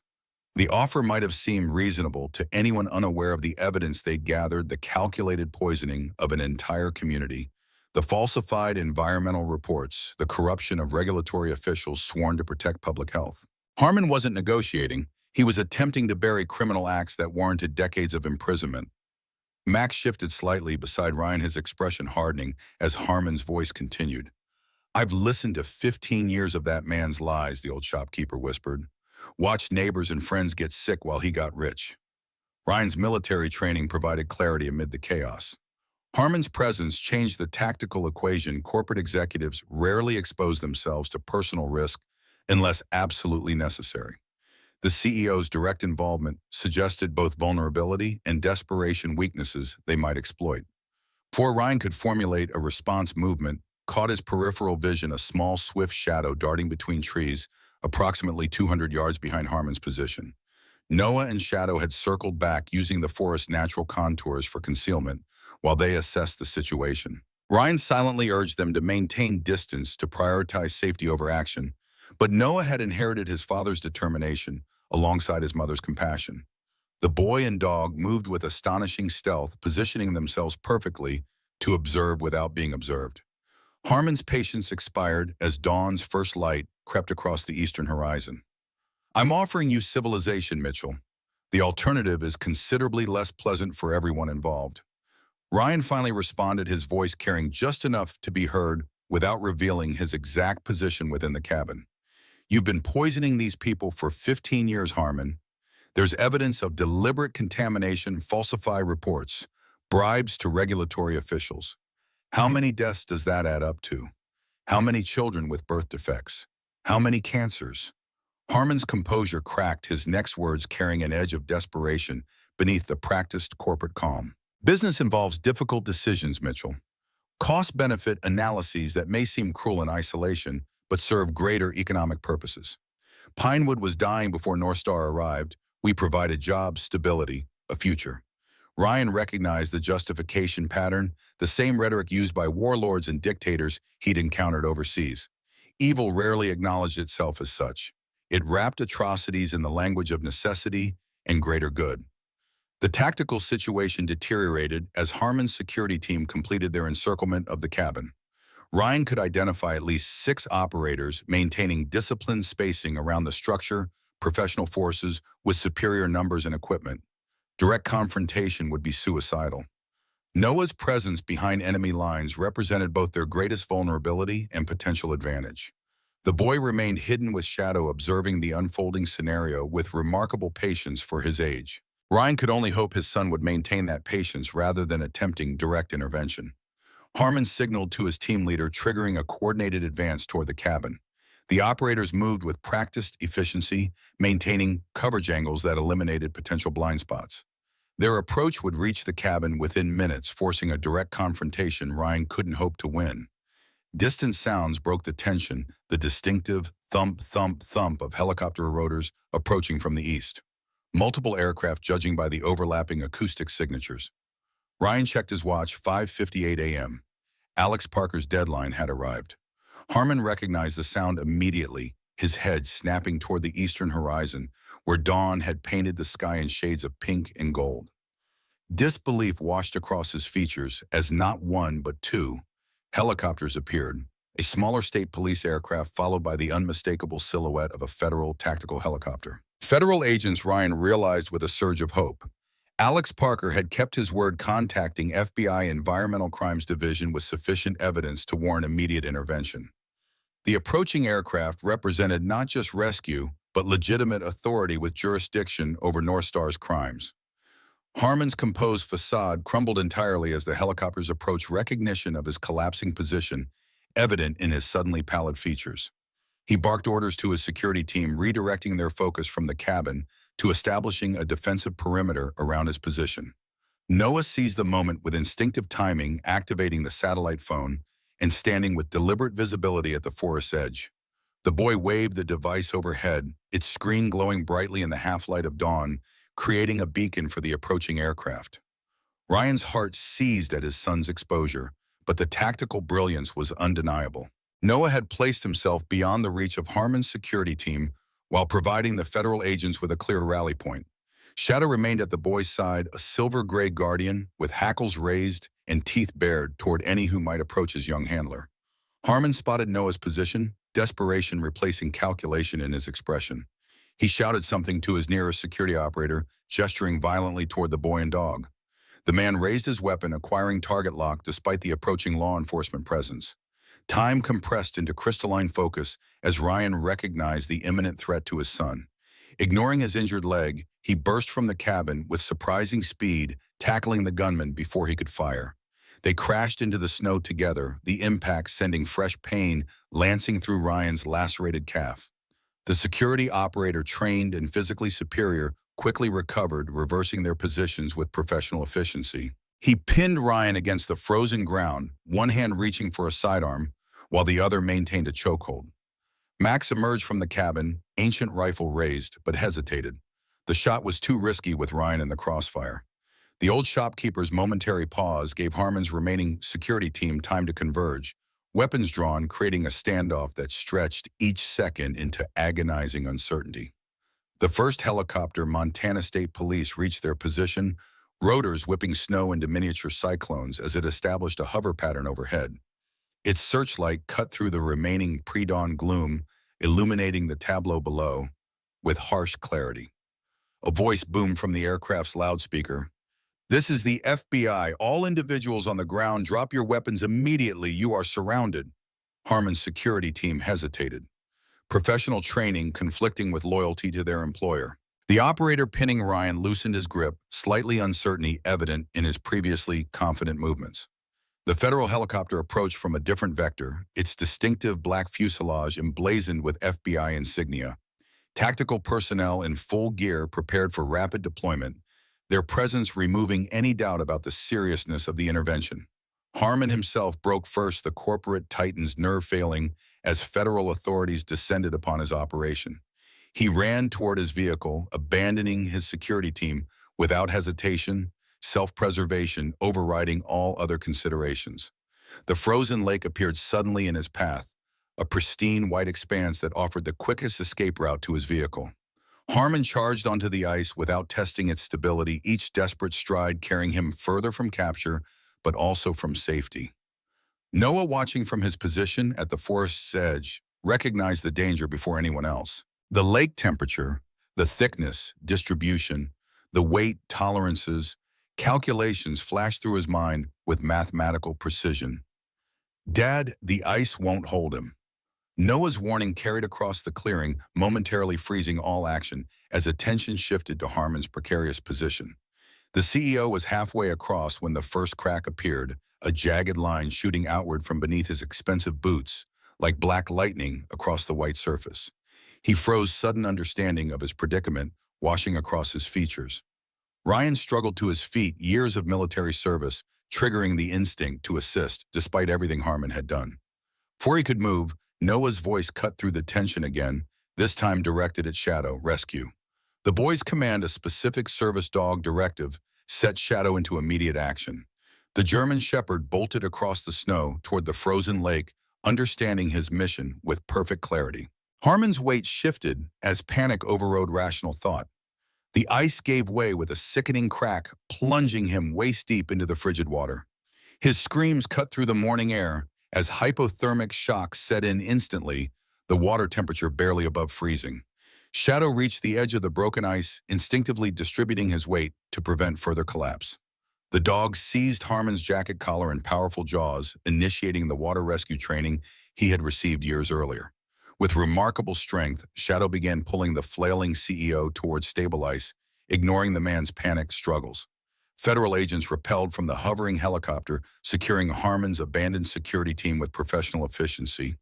No resistance materialized. The operators recognized the futility of fighting federal forces and surrendered their weapons without conflict. Ryan limped toward Noah, gathering his son in a fierce embrace as federal agents established a perimeter around them. The boy trembled slightly in his arms, adrenaline finally giving way to the emotional and physical toll of their ordeal.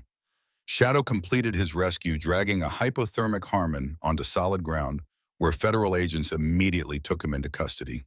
The CEO's expression registered confused disbelief as he stared at the T who had saved him despite everything, a creature of pure loyalty and service, whose moral compass operated beyond human corruption.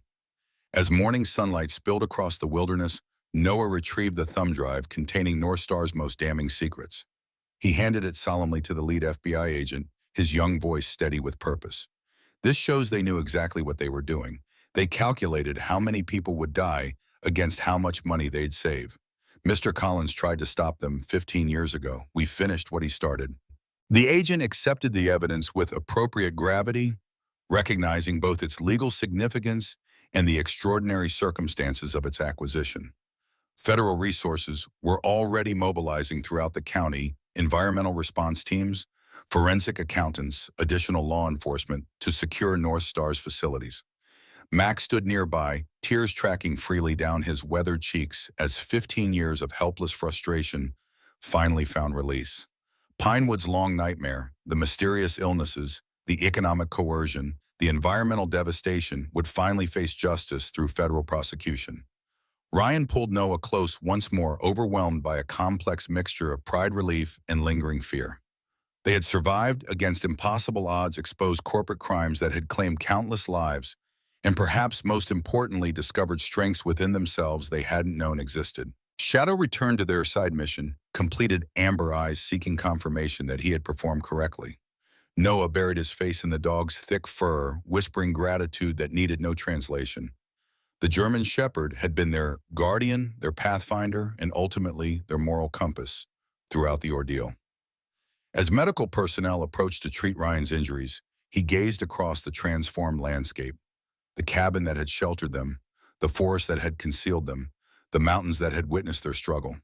What had begun as a desperate search for affordable housing had become something far more significant, a reckoning for corporate criminals and justice for an entire community. Noah followed his father's gaze, mathematical mind, temporarily set aside as he processed the emotional magnitude of what they'd accomplished. Sometimes the path forward isn't obvious until you start walking it, he observed with wisdom beyond his years. Like Mom always said, we don't have to see the whole staircase, just the next step. Ryan nodded Catherine's favorite saying, bringing both pain and comfort.